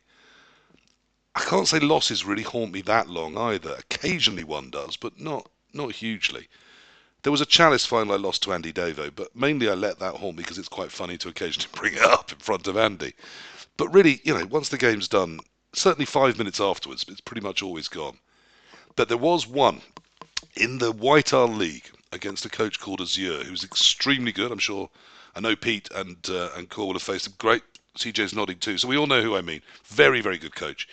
He had a Skaven team that was just ruining everyone. It was wrecking us. It had 2 natties. both of which were agility up as well as lots of other skills. It had a couple of killers, it had some dirty players, it had lots and lots of rats. And he joined the game, and the first thing he wrote in chat was, well, there's no way you can stop me scoring, so I guess it's going to be a shootout. And I was a bit, I don't know why, because normally I'd be fine with it. But it just upset me a bit. And I thought, well, there is a way I can stop you scoring. If I kill all of your players, you won't be able to score, will you? So I lay about them. I had a little bit of inducement money, which I spent on a bribe. And I got rats down, and I kicked rats in the face, and I killed one of his natural one-turners, and I missed the other one, and I cleared the pitch with him a couple of times, and I won 2-1. He was not very happy. What also haunts me about it, and this was interesting, was for two seasons he'd dominated that league with them, and the bash teams couldn't lay a finger on him, the agility teams couldn't catch up to him, and he was a very good player. He knew how to use the advantages he had. I think every single one of us in the Premier League watched that replay, because for the next 5 games, everyone just kicked him and kicked him and kicked him and kicked him. And by the end of the season, this beautiful team was down to about 5 rats and got relegated. And when he came back, there was a new azure. It was dark azure, and he was fouling everything. And he just turned fully to the dark side for about a year and a half and just went on a kill spree. And the first game back in the Premier League against my High Elves, who had managed to hang out there whilst trying to rebuild, he just set about me. I mean, and took about 5 elves off the pitch. And I think it was a draw. But it was a great victory, because I loved the fact that he came in so cocky, and I found a strategy that answered it, but it haunts me, because it broke the man and it broke his Blood Bowl. So careful what you wish for. What's your favourite non-Blood Bowl game? There must be something you do that isn't Blood Bowl that you would count as a game or relaxing, even if it's on your phone while you're having a poo. So what is that as we start wrapping up? Pete, what's your favourite non-Blood Bowl activity that's gaming? I play a lot of Magic the Gathering. I love Magic for similar reasons to Blood Bowl. It's a lot of risk assessment, strategizing, thinking of different options. So I enjoy that. I've often said if Games Workshop put the final nail in Blood Bowl's coffin and make it unplayable, then I'd start playing Magic heavily. Cool.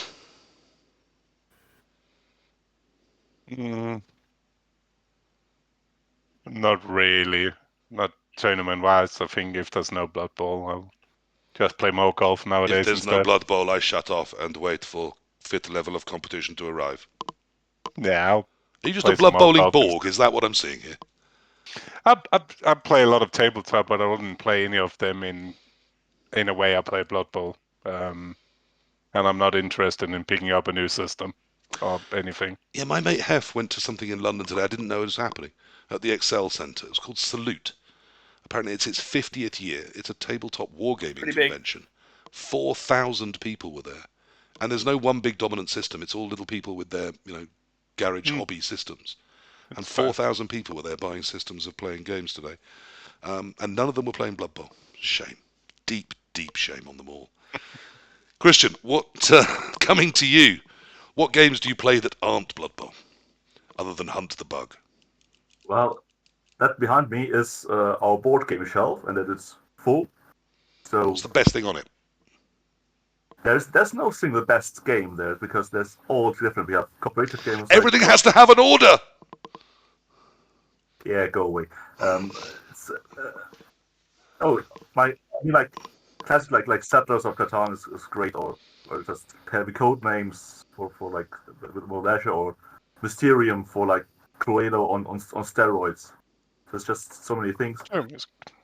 What I turn to when I just want to just get my head read, I just play some Fortnite and get my arse handed to me by 14-year-olds. But it's just. At least it's not the other way around. If you were handing your ass to 14-year-olds, I would have to call a stop to the street. No. It's just natural. I'm over 40. My reflexes are down the drain, but it's still fun. Just something completely different. Just blasting things up, being blasted up. Unfortunately, I'm very stereotypical. Outside of Blood Bowl, I love a bit of Total War. I can often be found even doing a bit of Fallout still. The original 1 and 2, though recently I've been having another look at 4. But I want to give a big shout out. XCOM gets the love all the time. I met Julian Gollop, who was responsible for the original version of that, and for a few years would called him a friend till he emigrated out to Bulgaria to be with his wife.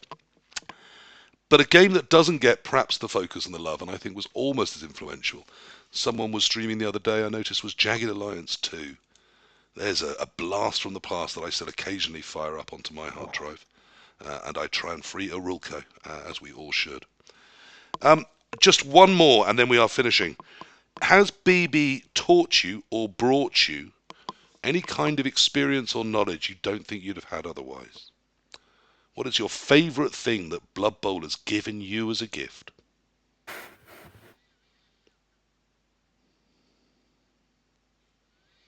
For me, I'm going to go in and go, it's the friends I've made along the way.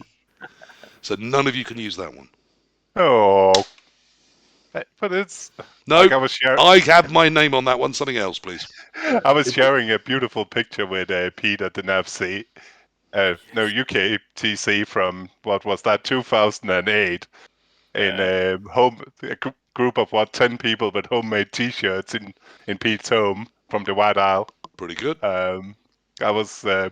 It's Phil 78 that had that laying around. It's brilliant.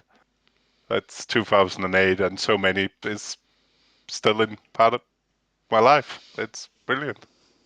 Okay, Well, so I said you couldn't do that, and you did. Well done. Nicely avoided. Pete. Jumping on that, what I particularly enjoyed about that meeting was it was a whole load of people who barely knew each other. I'd met a couple of them before. Everyone else I just invited because I knew them from White Isle and Fumble. So it was quite a high degree of uncertainty about what random internet nerds were going to be in my house. So once everyone had arrived and we sat around and found a bit more about each other, we realised that we were essentially 9 men in our early 30s or late 20s and one barely 18-year-old boy who we questioned whether his parents knew that he was sleeping in a house with a load of nerdy men. I have alarms going off about that even now in retrospect. I just hope he's all right. I hope he's got somewhere safe now and someone's looking after him. He's married with 2 beautiful children. Okay, good. We didn't scar him too badly. Notably, when a few years later you chose to meet me for the first time, we did it in a railway station and on a train where there were lots and lots of witnesses. I don't know why he treats me different, but there we are. That's the fact. We met on a train where you were engaged in a very animated conversation with a woman who I assumed was your wife. Yeah. And then turned out not to be. No, never met her before. Yeah, so she sat down and decided she was my friend. I've just got that face. People like me. What can I say? Except Yes, except the people that have banned me from their Twitch streams. But we're not going to talk about that. We're trying to be positive and upbeat tonight. Christian, what have you gained from Blood Bowl that otherwise your life would be empty of? It's just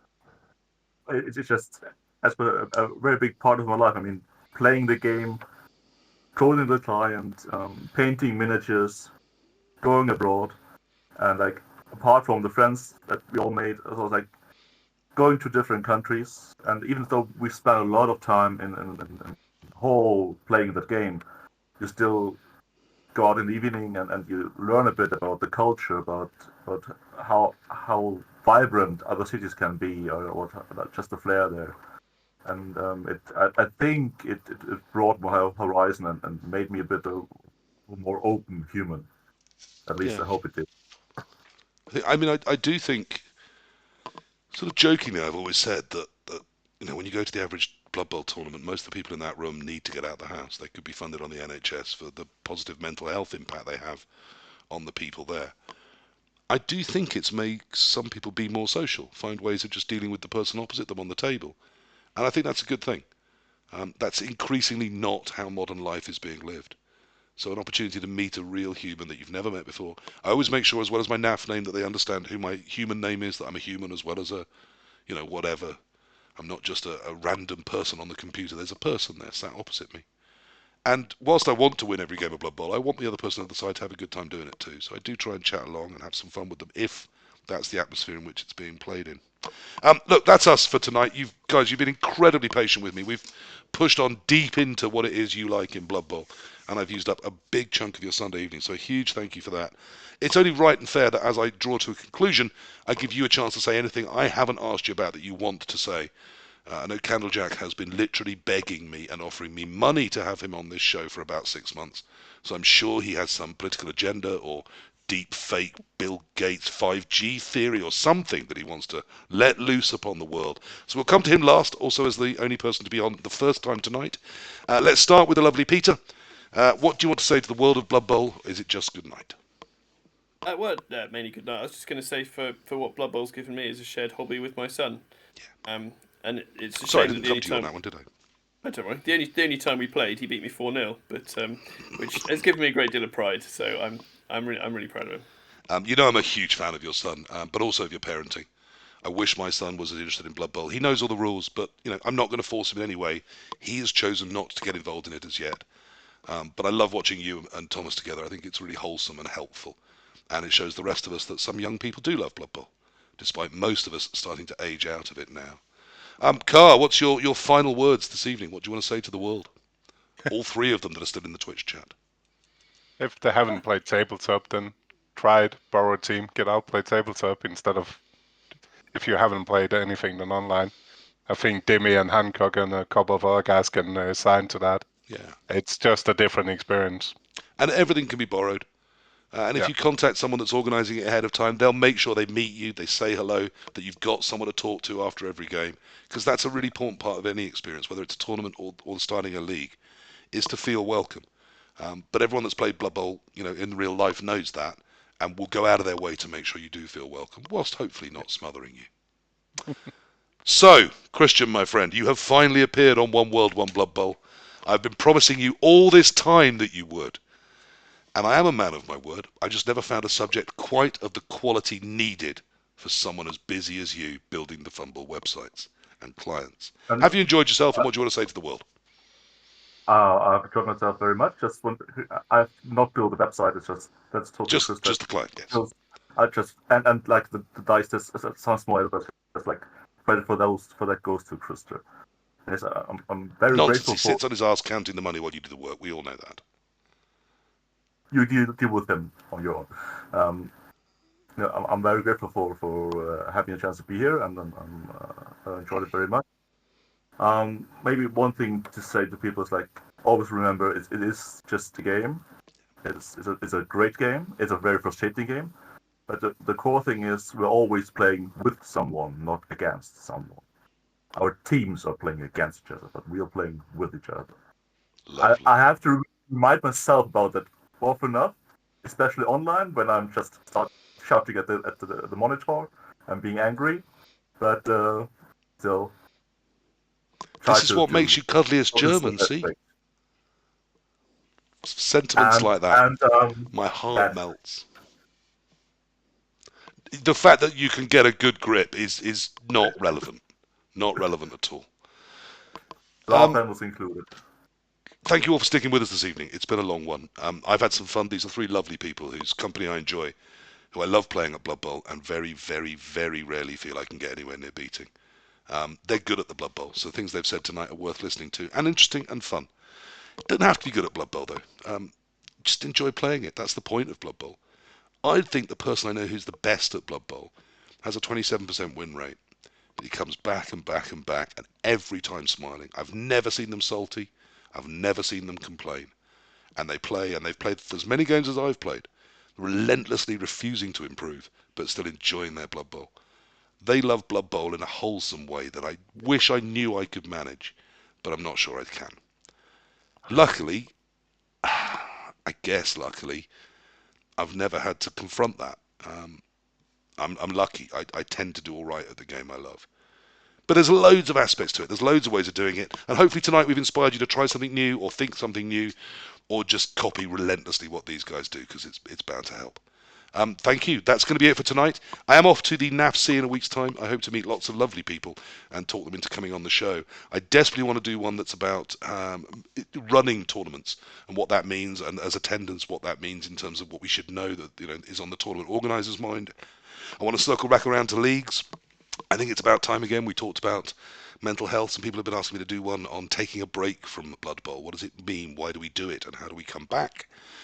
And as I promised, it is time I finally relented and did an episode about dwarves and why they're overpowered. They're not. So we'll have to find a way of addressing that where I can just say they're not, and we've still got some content after that. Thank you to my lovely guests. This is the bit where we wave because it makes it easy for me to find the edit. Except Pete, who's on a 3-second delay, so he just looks like he doesn't love you as much as we do. Thank you very much for coming. That was One World, One Blood Bowl 29. And finally, I shall say good night.